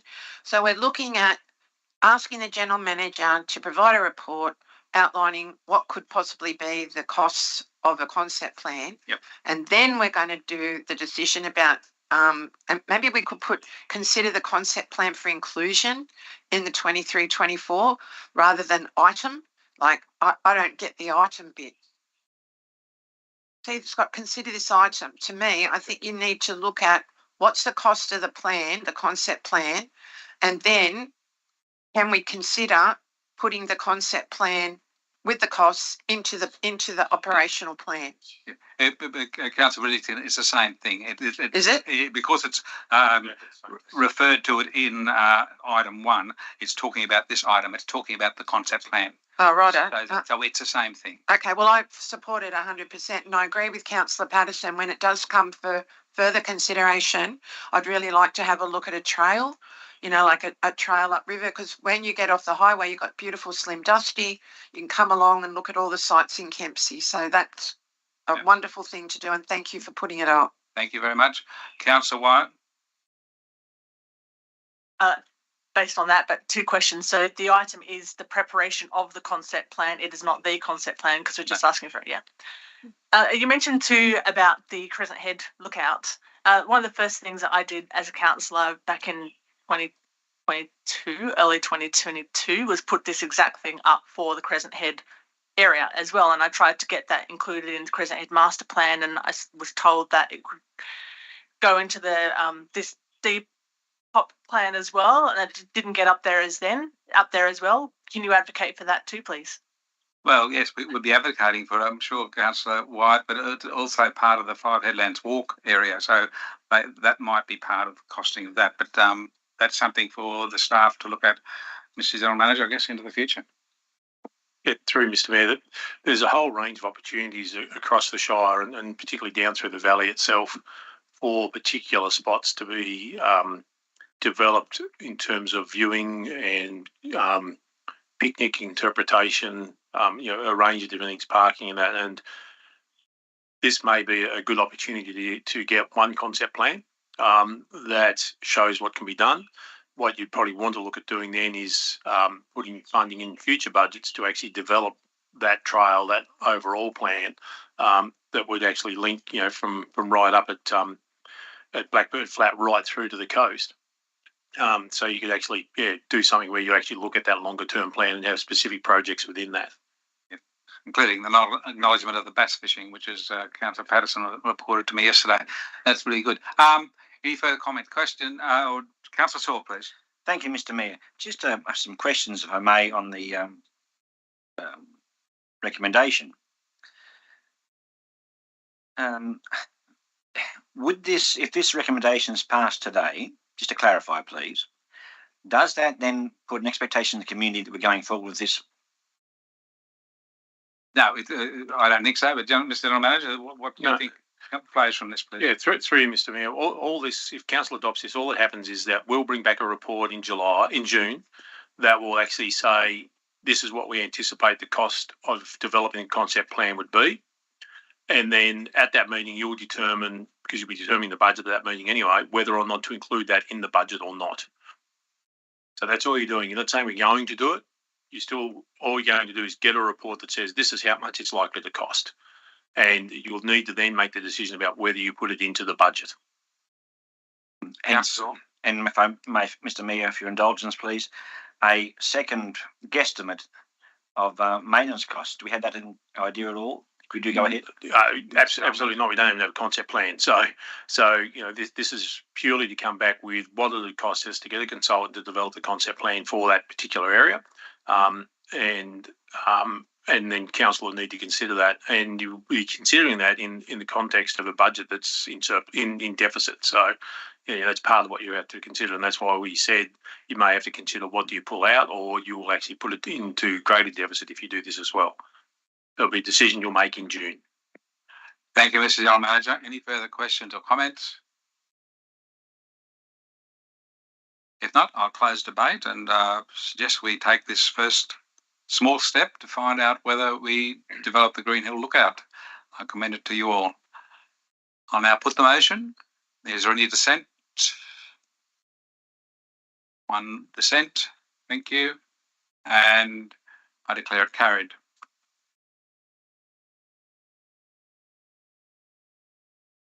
We now come to the notice of motion on page 50. It's a short-term rental accommodation. It's been submitted by Councillor Wyatt, and I presume you're moving it, Councillor Wyatt. Do we have a seconder? Yes, we do. Councillor Riddington. Councillor Wyatt, please. Thank you.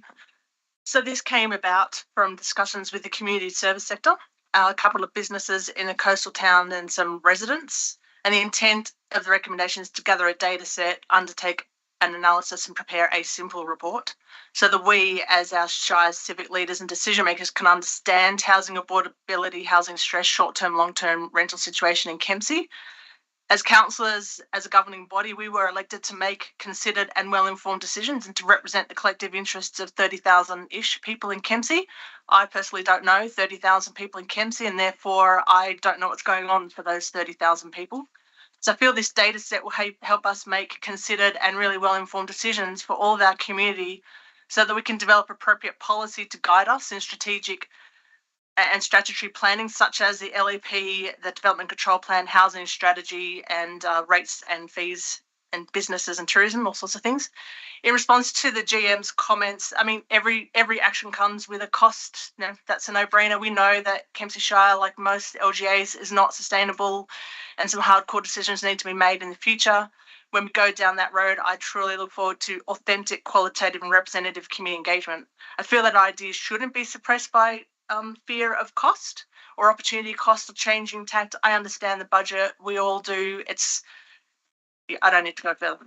I don't feel that I have enough opportunity to collaborate and tweak ideas and bring the community issues to the table. Like, we've had 14 months of induction and really wonderful briefings, but we don't really have time to collaborate as a brains trust as such. So I feel that my nom may have been placed in a bigger category than it needs to be, but I don't have insight into council operations, so that's my assumption. Regarding the data set and the report, some of this data is for free. So there's Australian Government Housing Dashboard, ABS, Department of Planning Environment, that's free. There are industry data, Air DNA is $22 a month, real estate institutions $400 a year, and there are others that I haven't gone into. There's publications on the social data and rent affordability commissioned by government. There's community ID and census data, and Kempsey probably has its own data on property ownership and rates. Regarding the analysis, again, you can do the scale of that. You can use GIS shape files, which usually have a table behind them, whack them into Excel spreadsheet, get a couple of pivot tables. You can use Power BI dashboards. I mean, the data that I've collected took me about 10 hours to research and write. If you get me the data, I can interrogate the data and collect the information, but, that's an operations and councillor thing, so I'm just going to assume that's a no, not appropriate. But, we can go down the path of engaging a consultant to collaborate and analyze and prepare a glossier report. But as far as getting things dropped off the DP, no P, but correct me if I'm wrong, but my understanding is that council puts that up, their recommendations up to us as councillors, and we get to decide what gets dropped off. As I said, councillors were made to consider those decisions for 30,000 people. None of our noms can really compete with comments around cost or bartering things away. That's just hard decisions. So what I'm asking you is to make your choice on your own ethics, your own personal values, the commitments you made to the community in your election platform, wherever they may be, and what tools you think you need to make informed decisions for the community. So I hope you support it. Thank you. Or amended form. Thank you, Councillor Wyatt. Just a quick question from me, if I could, Councillor Wyatt, before I ask with others. You've got in 1A and also in C, you're talking about the 31st of August 2023 for a review. That doesn't coincide with a council meeting. So is that date relevant in any way? Because I'm not sure why it's there. No, it's just giving a decent time frame. You can change it to a council meeting if you like. I won't be changing it up to the councillors if they wish to amend it. Any further questions or comments, please, from councillors? Councillor Riddington, sorry. That's all right. Thank you. And thank you, Councillor Wyatt, for putting this notice of motion up. I don't think it's too long. I think it's fantastic, and I really commend you for doing it, because I think there's several councillors, you and I have been talking about this for quite some time, and especially with the Mayor. I'm greatly concerned about rental affordability in our Shire. On the ABC all day on Monday, yesterday, there was huge reports on the rental crisis and what people are going through. I, for one, have spoken to many businesses in the Shire that can't get staff because there's nowhere for the staff to live that staff can afford to pay rent. It's a huge issue. I'd really like to see us, after we do get these data sets, looking at what council-owned land we have, what can we do with that land to provide affordable and social housing.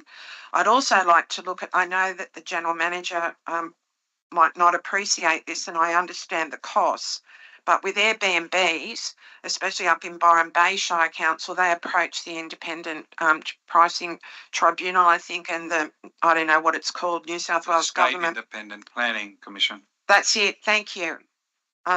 And they got a reduction. They asked for 90 days reduction in Airbnb, and the Commission said, I think you should go for 60, which was really quite indicative of the housing stress that Byron Bay faces, especially affordability.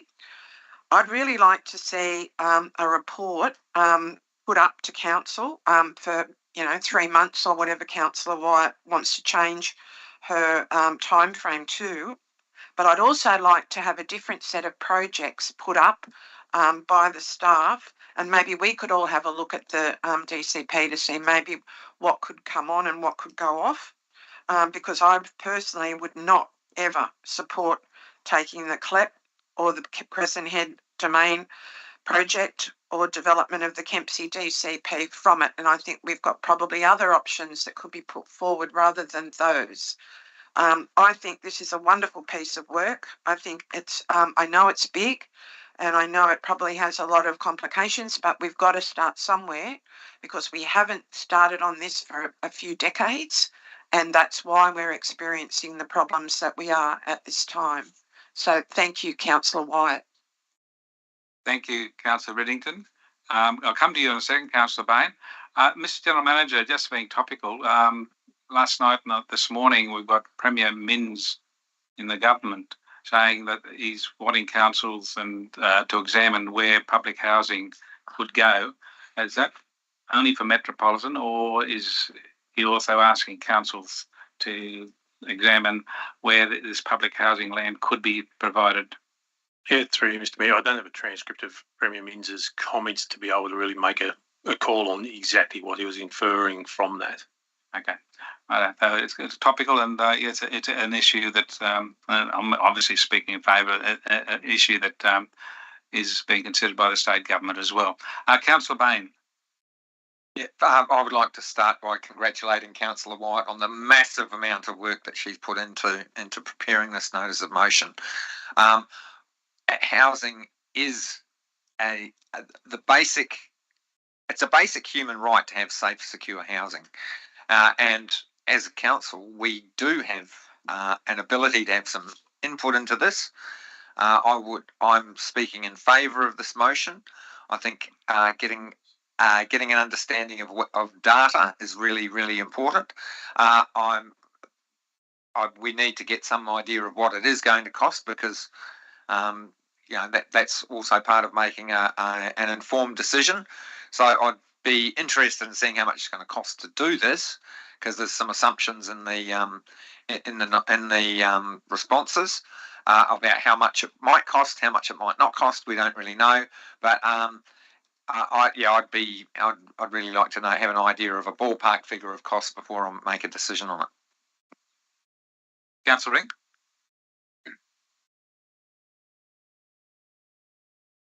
I had a question.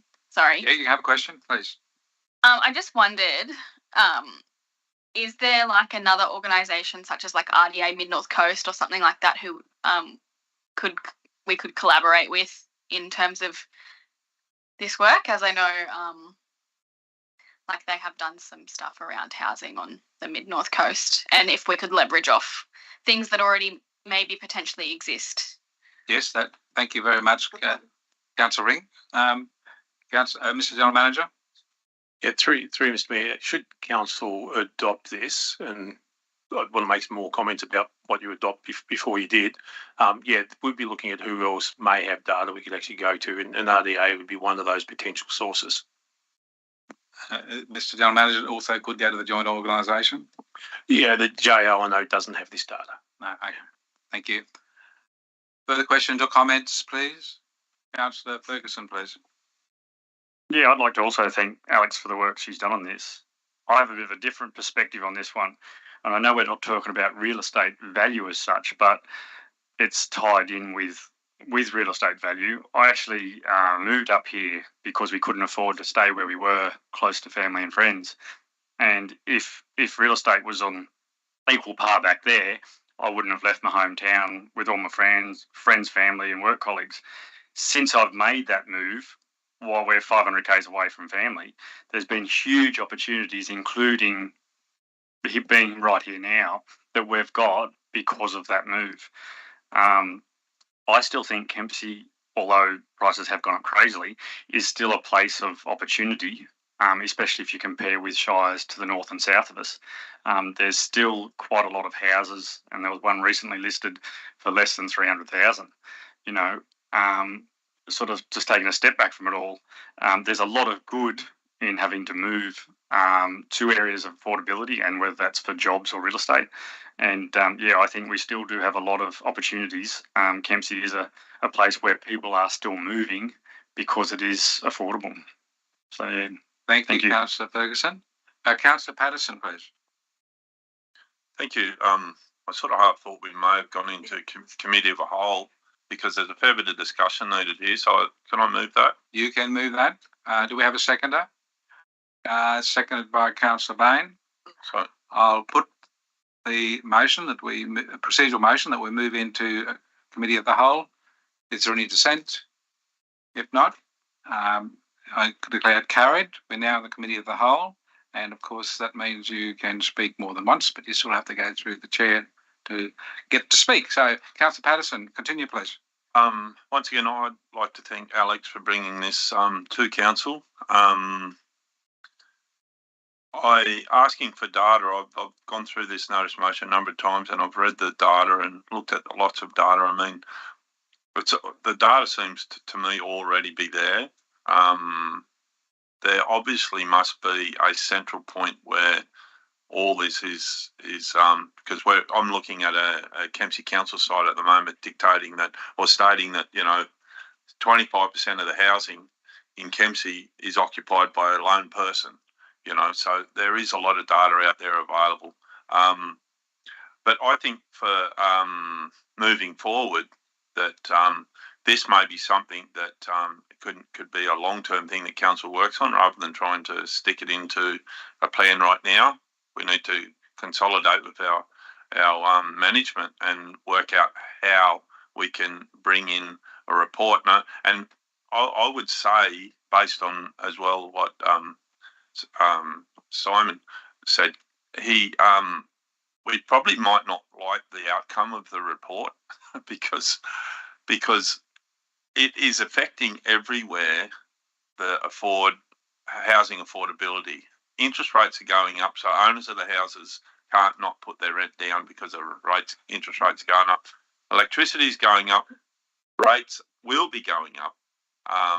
So to put a hold on a freeze on housing to get more affordable housing is going to be a challenge, and that will come back to the state government, I believe, with government housing. But what we can do as a council is to allow more development of smaller lots, breaking up, like we have done it before out at Fredericton and a few places in Kempsey, where we've split those big blocks into 2, sometimes 3, to allow that people that, like in this list, 25% of people living in one house. Well, that could be 3 people on one block in one house. So allowing for more affordability, allowing for the hardship, I suppose, of people where my mother's one of them, with living in a house where she was married and built the house and had all the kids. She's just there now with my brother living alone, and it's something that also crosses over into disability housing. Disability housing is a huge need in this area, in every area, by the way.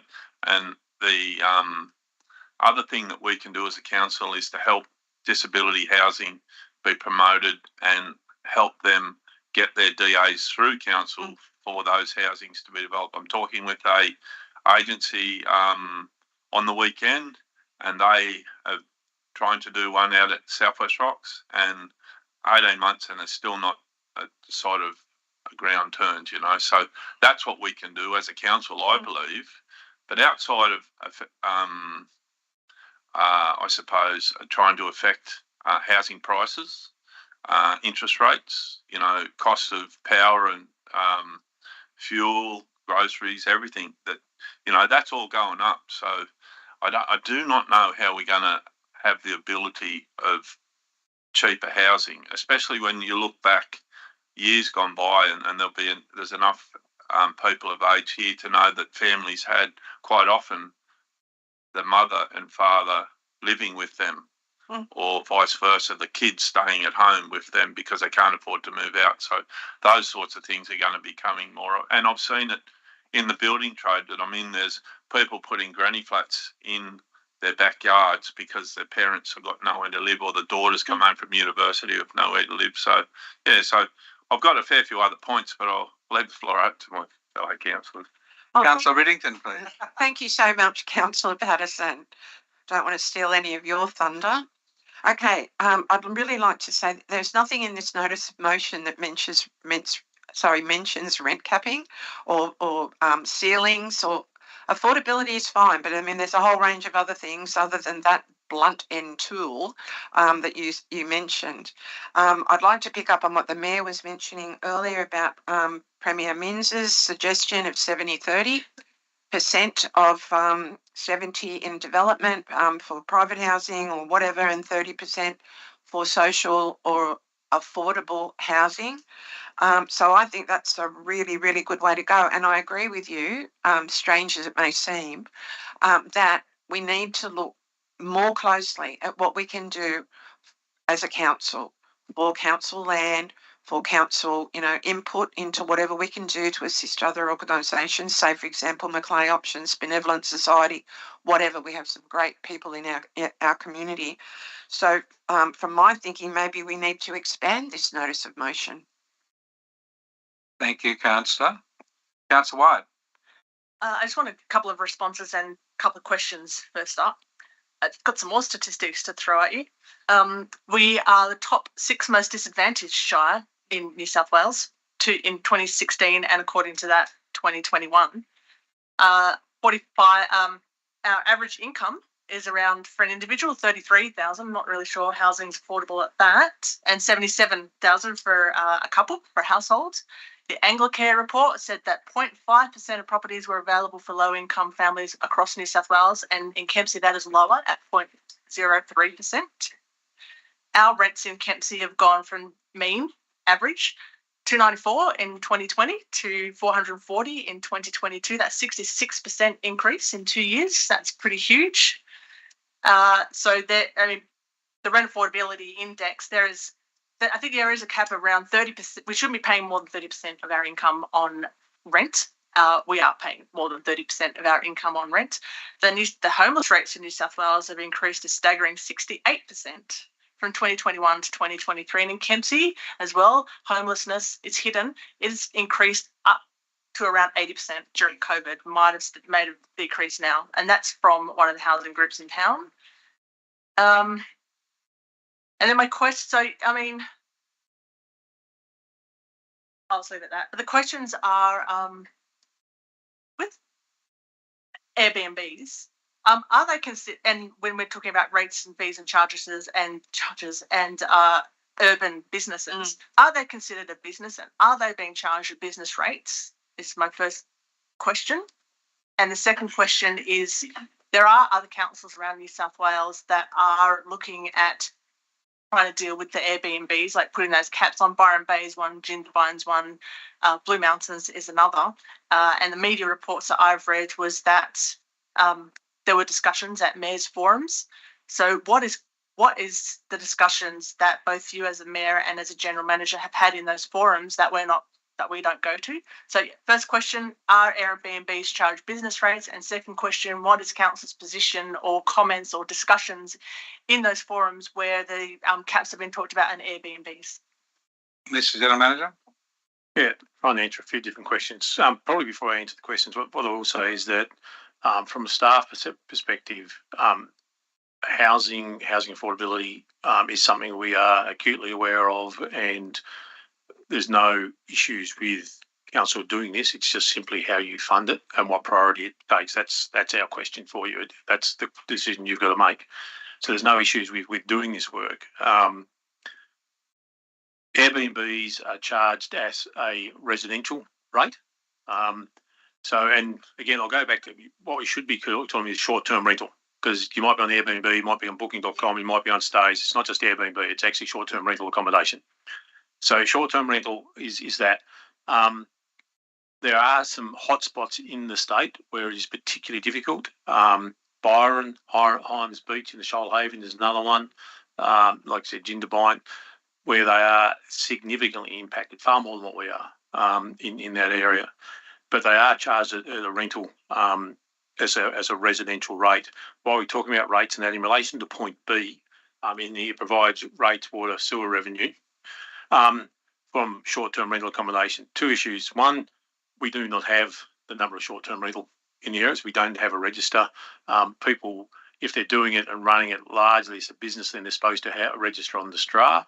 We may be able to get data on numbers of that. It's something we've got to look into, and that's the state register for short-term rental accommodation to know roughly the numbers. Their rates are exactly the same. Their water and sewer base rates are exactly the same. The only difference is usage in terms of income to council. Now, that will vary depending on how much they're booked out, what occupancy rate. Some of these might be running at 30%, some might be running at 100%. So their rates might be, their gross to council might be lower or might be higher than a normal resident. It'll depend on how much the residents use. So it's very hard to work out that point B. And to get that figure in relation to, it's actually the excess water, it's the water usage charge is the only figure that would be different. We would have to know all the short-term rental accommodation places by address, and we'd have to manually go in and find all their readings, compare it, and then work out a bit of an average compared to the rest of it. So there's a fair bit of work just involved in doing that. Just while I've got the floor, I've got probably not, but just a bit more background while we're in committee of the whole. The last census, 65% of our shire was either owned or mortgaged, fully owned or mortgaged, and 23% were rented.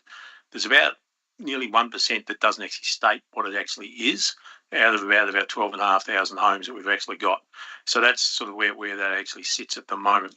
So it's about 23% are actually rated.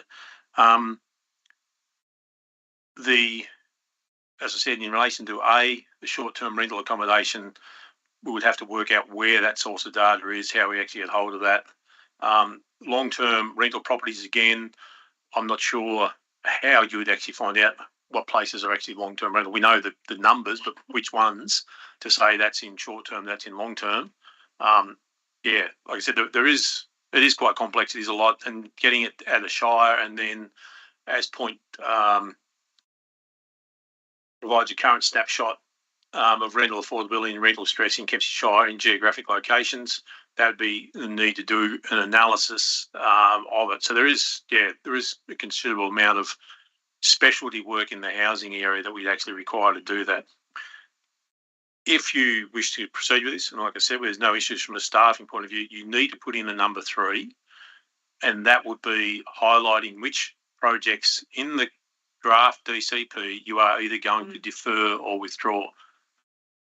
Or you accept that you're putting more work on the staff and other things will, by their matter of course, will be deferred or not undertaken next year because you've already got a draft DCP that actually is out there that has all this work in it. So that's where you've just got to make the priority decision. It's up to you as a council. Do we have to actually stipulate them? Yes. Craig? Yes.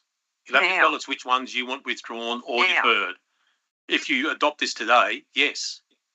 Because you can't adopt that without telling us how you're going to fund it.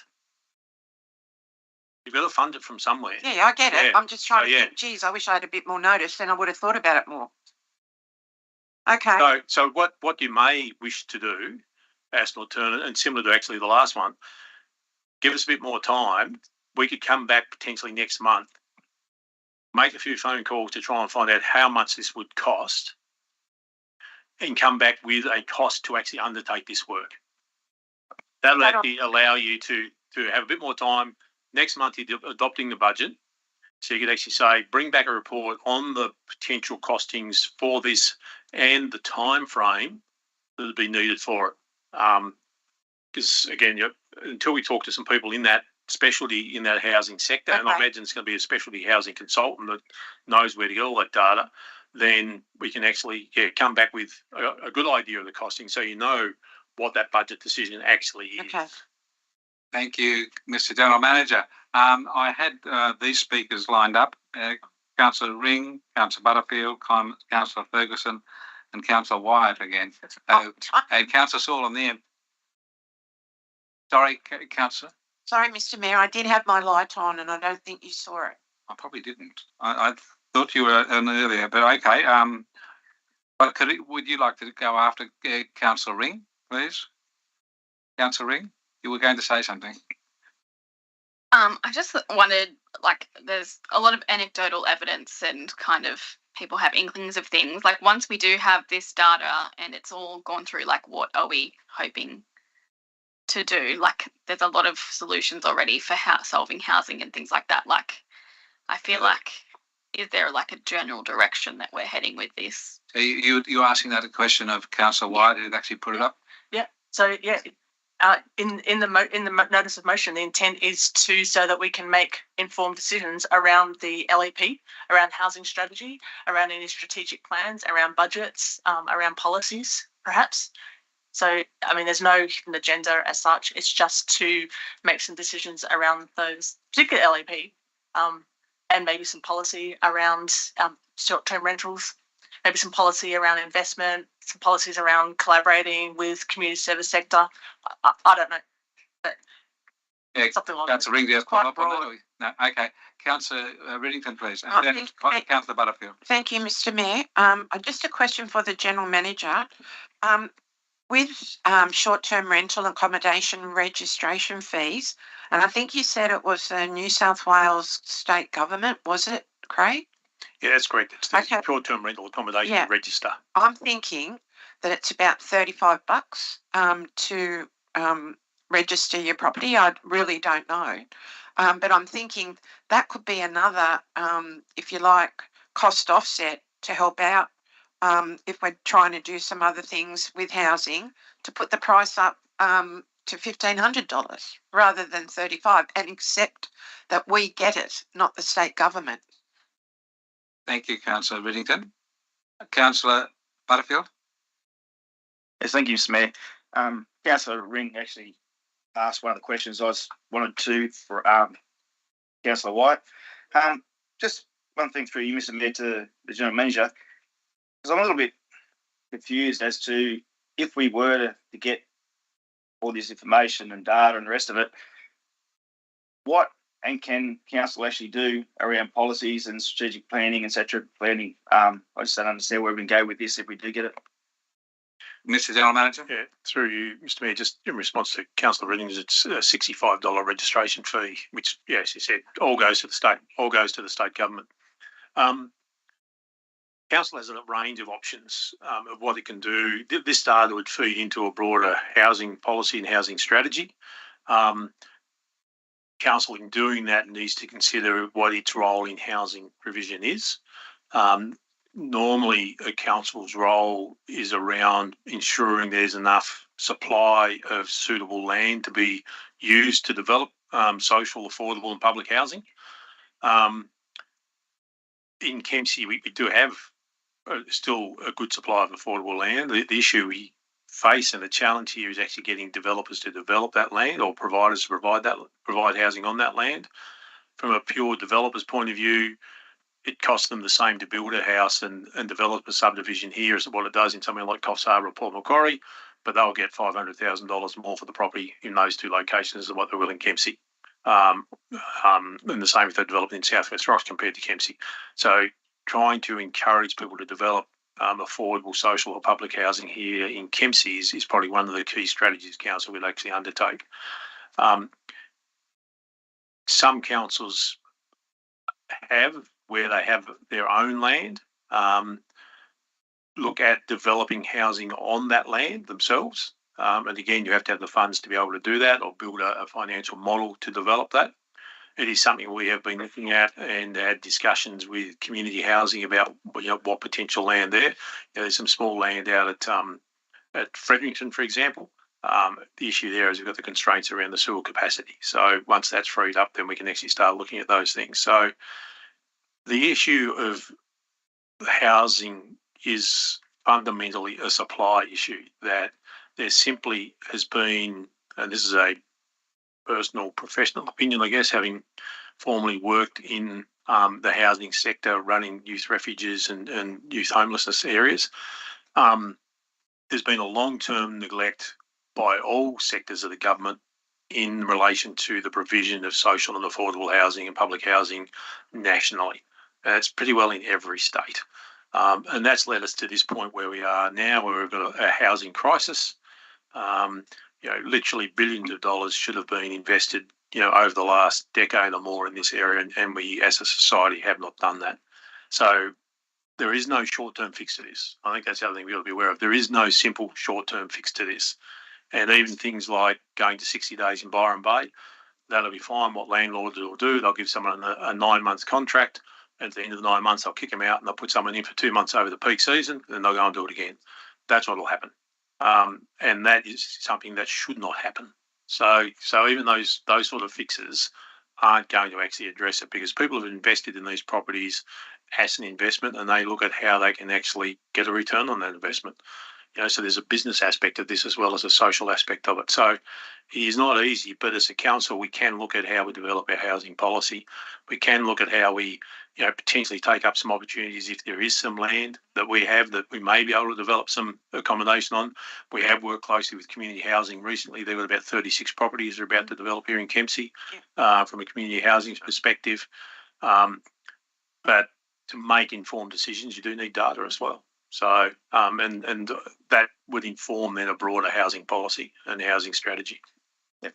Just one more question. With some houses in West and South that I've seen over many years being bulldozed for many reasons, does council have anything to do with that, working with community housing? They are going to be erected because a lot of them have been bulldozed and nothing's been put back up. Mr. General Manager? Yeah, through Mr. Mayor, there's a number of them. Some have been owned by community housing, some have been owned by the state, land and housing, and some are privately owned. So the privately owned ones we have absolutely none of them we have control on, other than issuing orders to get rid of burnt out houses and things like that, which is what we've taken a lot of action on in the last few years, and we've seen that.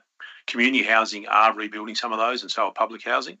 Some of the private owners haven't been. It depends. But what we do is obviously issue the orders and then So I said we've worked with community housing recently on getting their DA and things through to get, I think it's 36 houses, I think, from my memory. Confirmed for the area. Thank you, Councillor Butterfield. Thank you, Mr. General Manager. Councillor Ferguson. Yeah, question. Thanks, Mr. Mayor. Probably through to the General Manager, and I think you almost answered it anyway. My question was, do we need to spend more time on data and reports to show us how big the problem is? Because obviously we know that there's a problem there. Or are we better off skipping straight to what we can do about it? Because obviously staff are already working on what we can do about it. Do we need more data collected? Mr. General Manager. Through Mr. Mayor. That's actually a really good question. Probably the answer is yes and no. We do know there's a housing issue, and like I said, it's a national issue. It's not just our shire; it is a national issue. What we don't know is the magnitude of that, and that's where the data will do two things. It will tell us what's the magnitude, or not the magnitude. It will tell us what the breakup is of our housing makeup. You would then need to do an analysis on that, and that analysis to tell us what we need to do in the future needs to look at things about what is permanently let, what's long-term let, what's short-term let, the seasonality, particularly with the short-term rental market, it is very seasonal. So what's the impact of those sorts of things?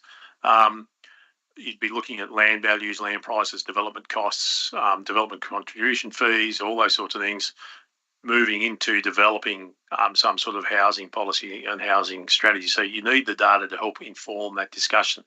And again, I'll bring Mr. Jackson in if I can on this, because he's probably got some more comments he may be able to make in relation to what our strategic planning unit are doing and the way they're actually looking at it. It's not a big bucket of work they're doing there at the moment, but there is some work that our strategic planning work unit are looking at, and there's some groups that have been reaching out to recently about housing. So I just thought it'd be good for Mr. Jackson to actually have some input into that as well. Director Jackson, please. Yeah, thank you, Mr. Mayor. Yes, we have made some inquiries and chasing through the Director of Regional Planning for the North Region through DPE. Some of you may be aware, through the Local Government New South Wales conferences for a number of years now, there have been motions raised and resolutions passed regarding asking the Planning Department to look into aspects of short-term rentals and accommodation. The other thing is there are groups of councils who, particularly some of the Sydney councils, led by City of Sydney Council, but also a group called the Resilient Councils, who have been working on affordability policies and other things. So we'll definitely be looking into those aspects and getting as much of that information from those other groups. So we could definitely looking into aspects, and certainly looking into what the Department of Planning have been doing in terms of collecting data, as it has been a request through Local Government New South Wales conferences for a number of years that they do so. And as Mr. Milburn has said, it is acknowledged that this is a much broader crisis than just in the Kempsey LGA, but certainly in the state and nationally.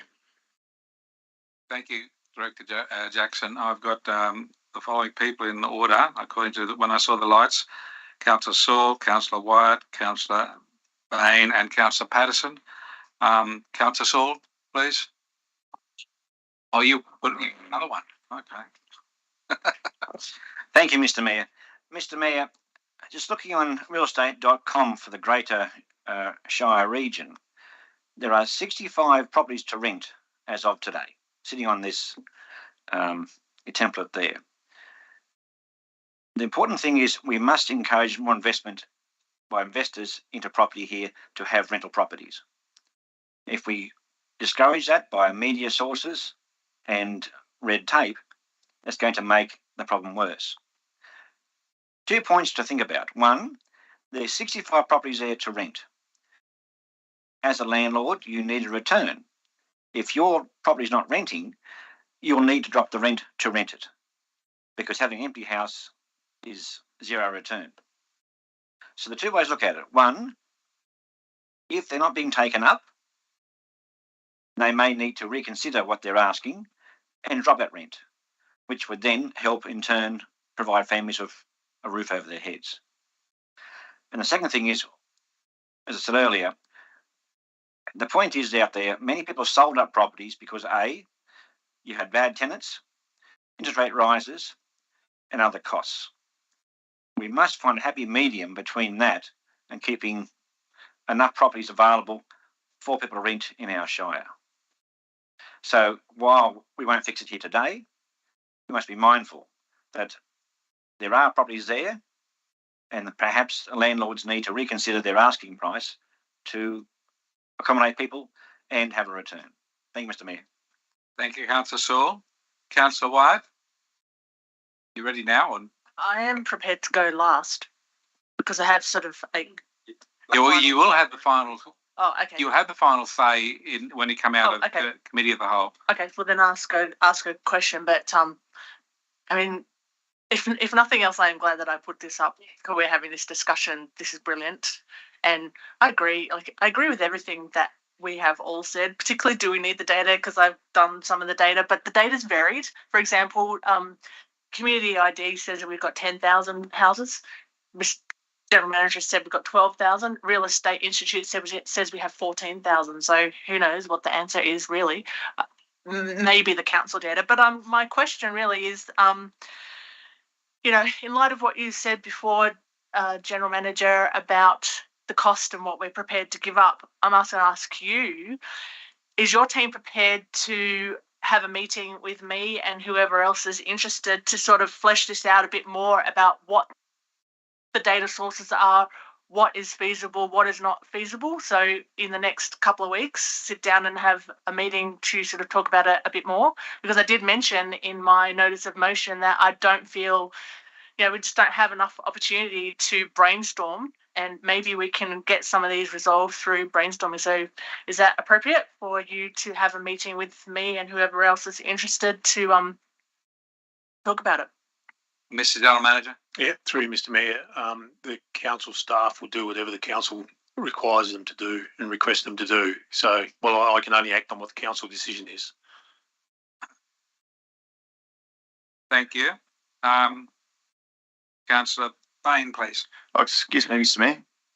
Just quickly, I just want to. Oh, sorry. Yeah. Yes. No, I just like to thank Alex, firstly, for all the hard work. It's blows me away how you do all that. But anyway, thank you for Councillor White for that. And I just my apologies, I just got to leave early. That's okay. Thank you. Yep. Thank you. Excellent. Thank you, Councillor Butterfield, for being here today, and all the best. We'll catch you next meeting. It could be a briefing even. Councillor Bain, please. Thank you, Mr. Mayor. Yes, I'm aware we've got. I'm not sure if we've got a draft local housing strategy or a local housing strategy, but one of the parts of that is to focus on more affordable social and public housing. And there are many things that council can take a role in, more than just encouraging developers and investors. We can look at public housing partnerships with appropriate stakeholders. We can look at revising our developer contribution schemes. We can look at, and I believe that we have a report from a draft plan from the JO around community trust schemes, which can provide another form of housing. All of these decisions need to be based on information, and so I believe we do need data. And I also think that this has got to be a long-term plan, and a long-term plan that maybe if there was some preparation done now, we could be ready for after the next council election in 2024. We'll have to review our community strategic plan. I think that this could be, if you like, preparation work for the community strategic plan, and saying that council is going to take a greater role in the provision of housing if that's the direction that council wants to go. Personally, I think I'm not sure if I'm missing the point of Councillor Wyatt's notice of motion, because it's just focused on short-term rental accommodation, but we could maybe look at that public housing, social and affordable housing, and absolutely the short-term rental market has a major impact on access to safe, secure housing. Just a thought. Thank you, Councillor Bain. The General Manager would like to come in here with a an ideal way forward for us to resolve this issue. Councillor, Mr. General Manager, please.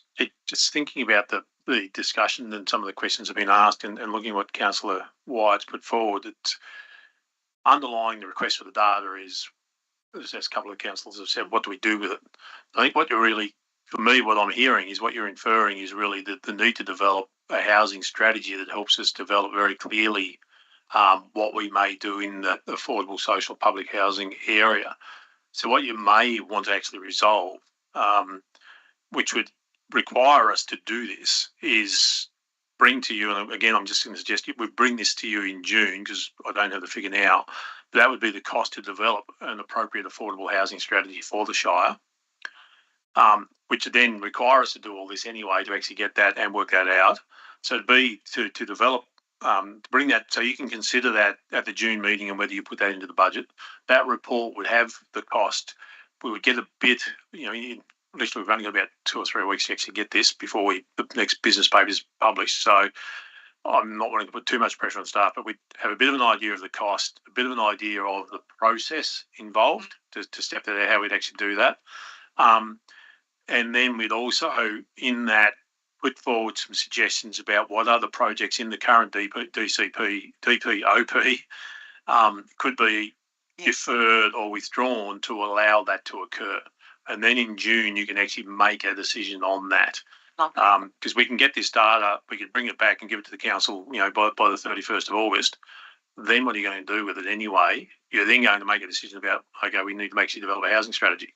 Well, jump to that now and develop it. So it's just, and in that we'd be having conversations with whoever we need to have conversations with, including Councillor White, about that. So that's just a suggestion. I'll be coming to Councillor Patterson and Councillor Riddington in a moment, but I'd just like to hear Councillor White's response to that suggestion from the General Manager.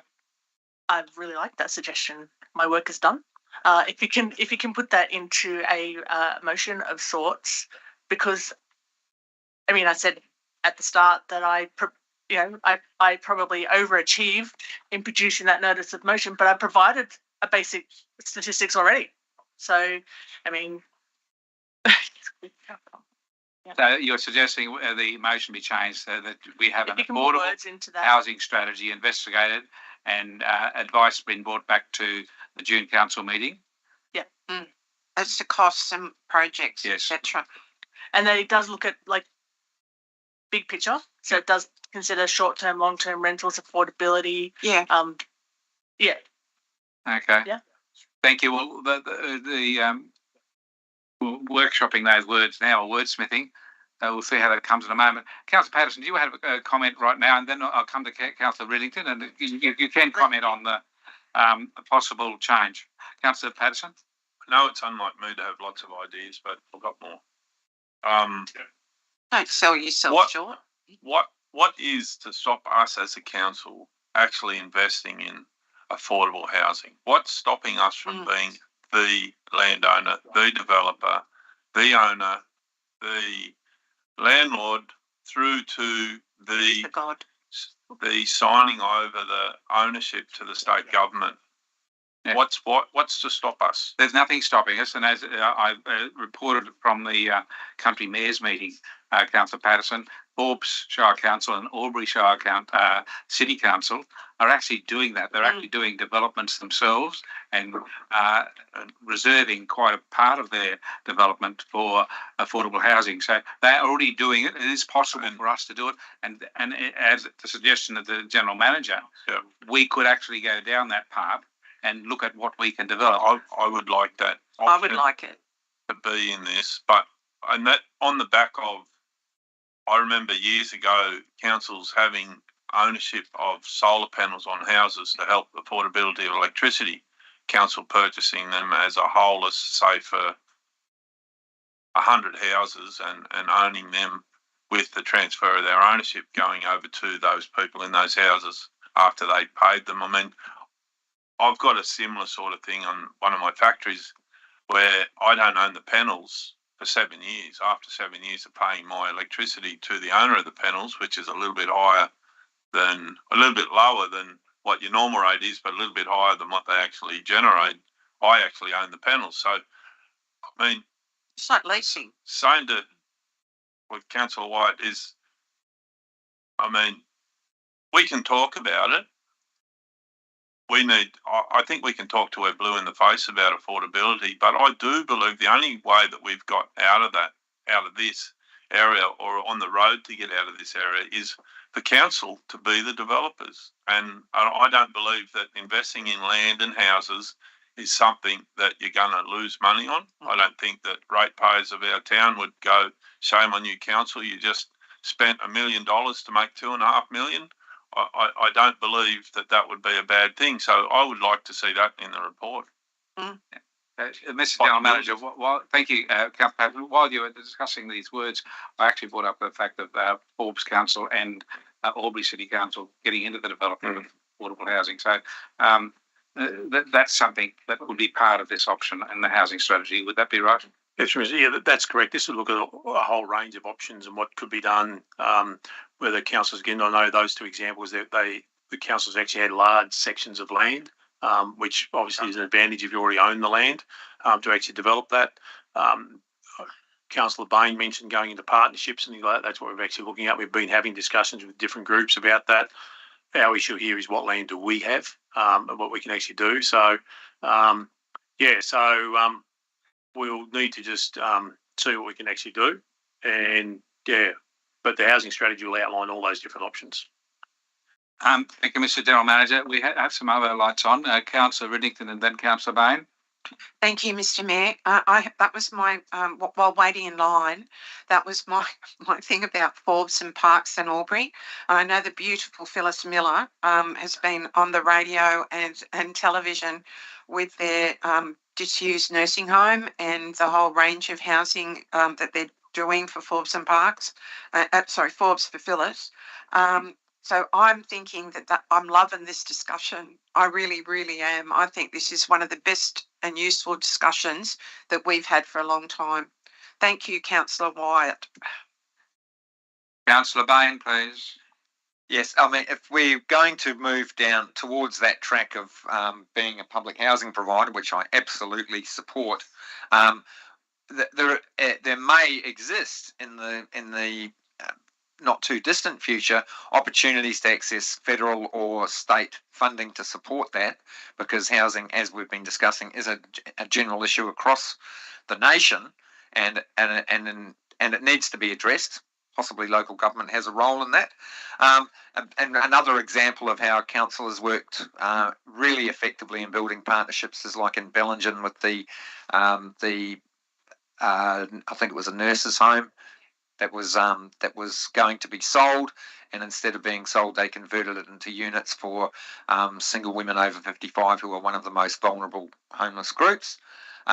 So yes, I think I'm very excited about this discussion, and I think we have a really good amendment. I'm happy to when people have finished to move back into formal committee. You can certainly move that way, but first of all, I'll ask the tough question of Mr. Mitchell or the General Manager.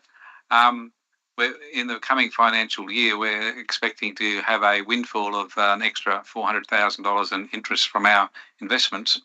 Could that be used? That would be used to help cover our deficit. Oh, thank you. I'm looking. Mitchell would give. Yeah, through you, Mr. Mayor. I think we are, and as I keep saying, we are in an ongoing operating deficit position.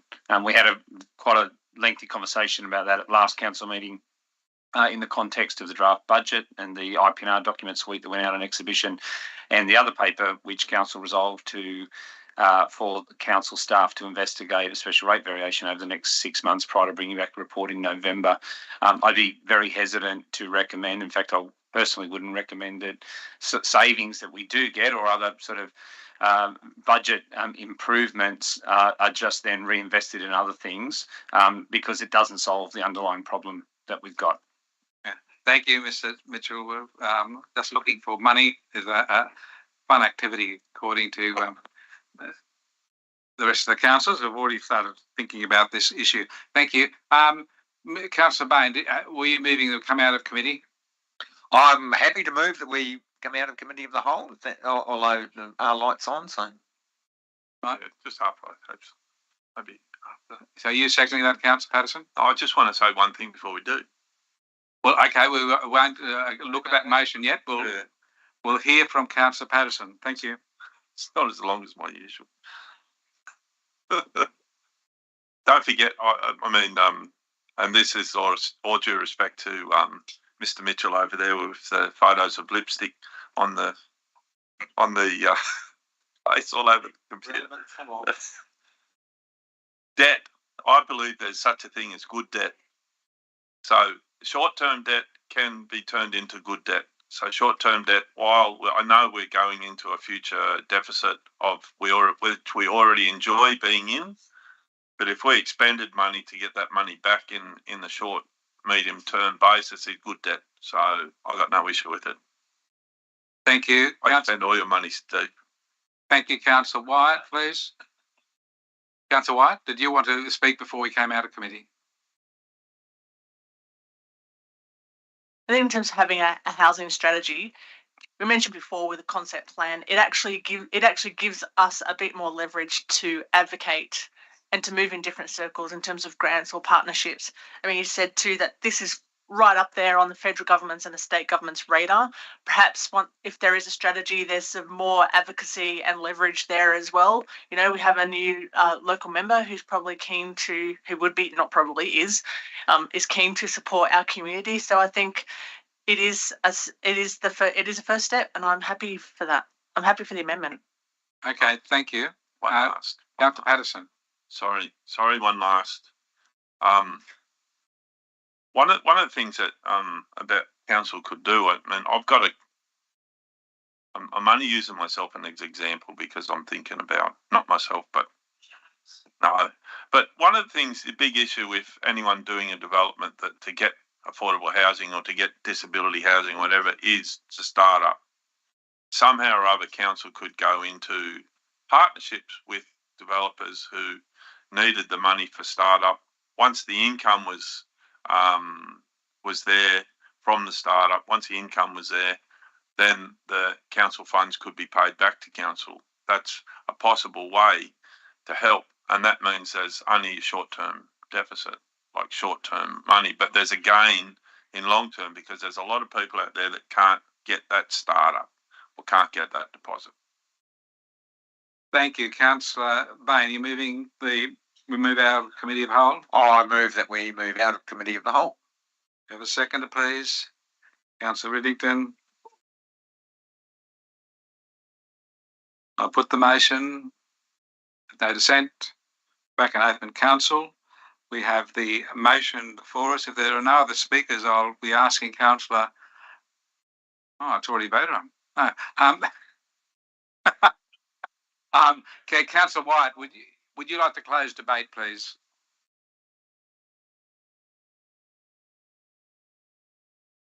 No, that we've already carried. That I was making a joke there. I'm sorry, Councillor Wyatt.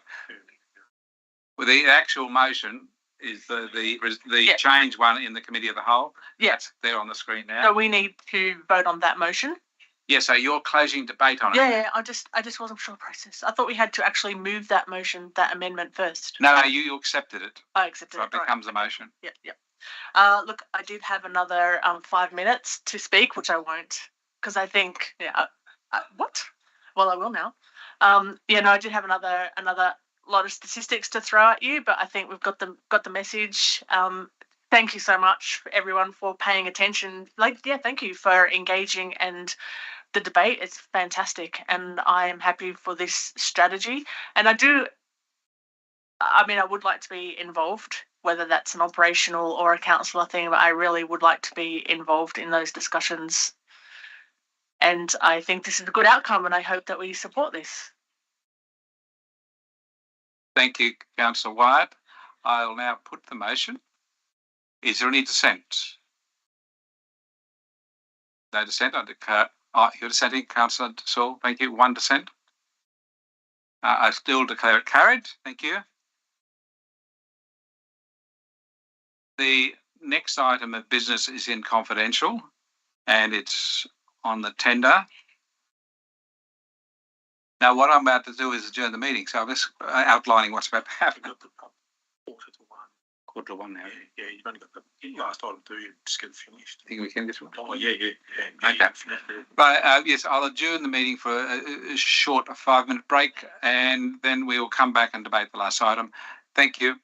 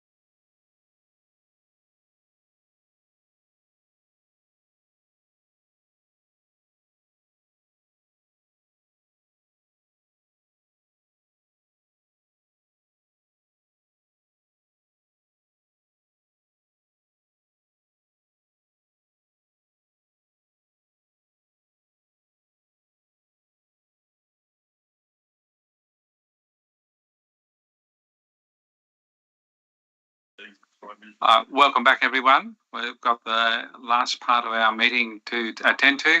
It's in confidential, so I will need a mover that we move into confidential. Councillor Reddington.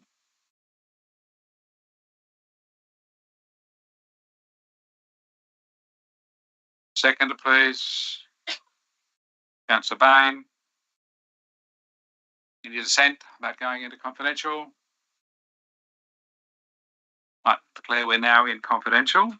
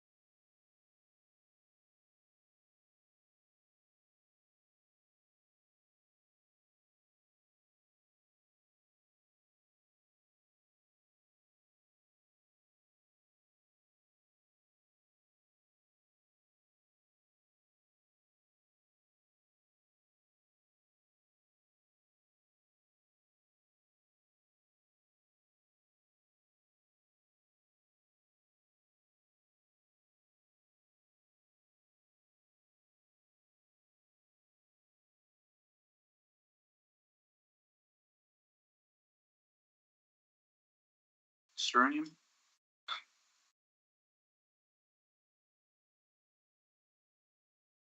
In relation to the items resolved in confidential and the other confidential item resolved earlier as part of the items passed by exception, in relation to item 12.1, legal matters, council resolved that council receive and note the report. In relation to item 12.2, management, lease and operation of council-owned swimming pools, tender evaluation, council resolved that council 1, accept the tender submitted by Lifeguarding Services Australia Proprietary Limited for the management, lease and operation of council-owned swimming pools TQE 23/4 for a period of 5 years commencing on 1 July 2023 with a 5-year option at council's discretion at A. Kempsey, Year 1, $375,000 including GST, and B. Southwest Rocks, Year 1, $152,000 including GST. 2. In accordance with Section 178 of the Local Government General Regulation 2021, A. Decline to accept all tenders for Gladstone Pool given that the tendered values exceed the project budget, and B. Enter into direct negotiation with Lifeguarding Services Australia and or Hutto Swim and Fitness Proprietary Limited tenderers for the management and operation of the Gladstone Pool for a 1-year period with further 1-year options to extend up to 10 years in total at council's discretion to allow further analysis and community engagement as part of the SRV investigation project into the ongoing financial viability of continuing to operate the Gladstone Pool. And 3, note that a further report in relation to the ongoing operation of Gladstone Pool be reported to a future council meeting. Thank you. Thank you, Mr. Thorogood. As there is no further business, I'm about to close the meeting, but I first of all like to thank all councillors and staff for the respectful way we've dealt with the business on the agenda today, and thank you very much. And I close the meeting. We've got table book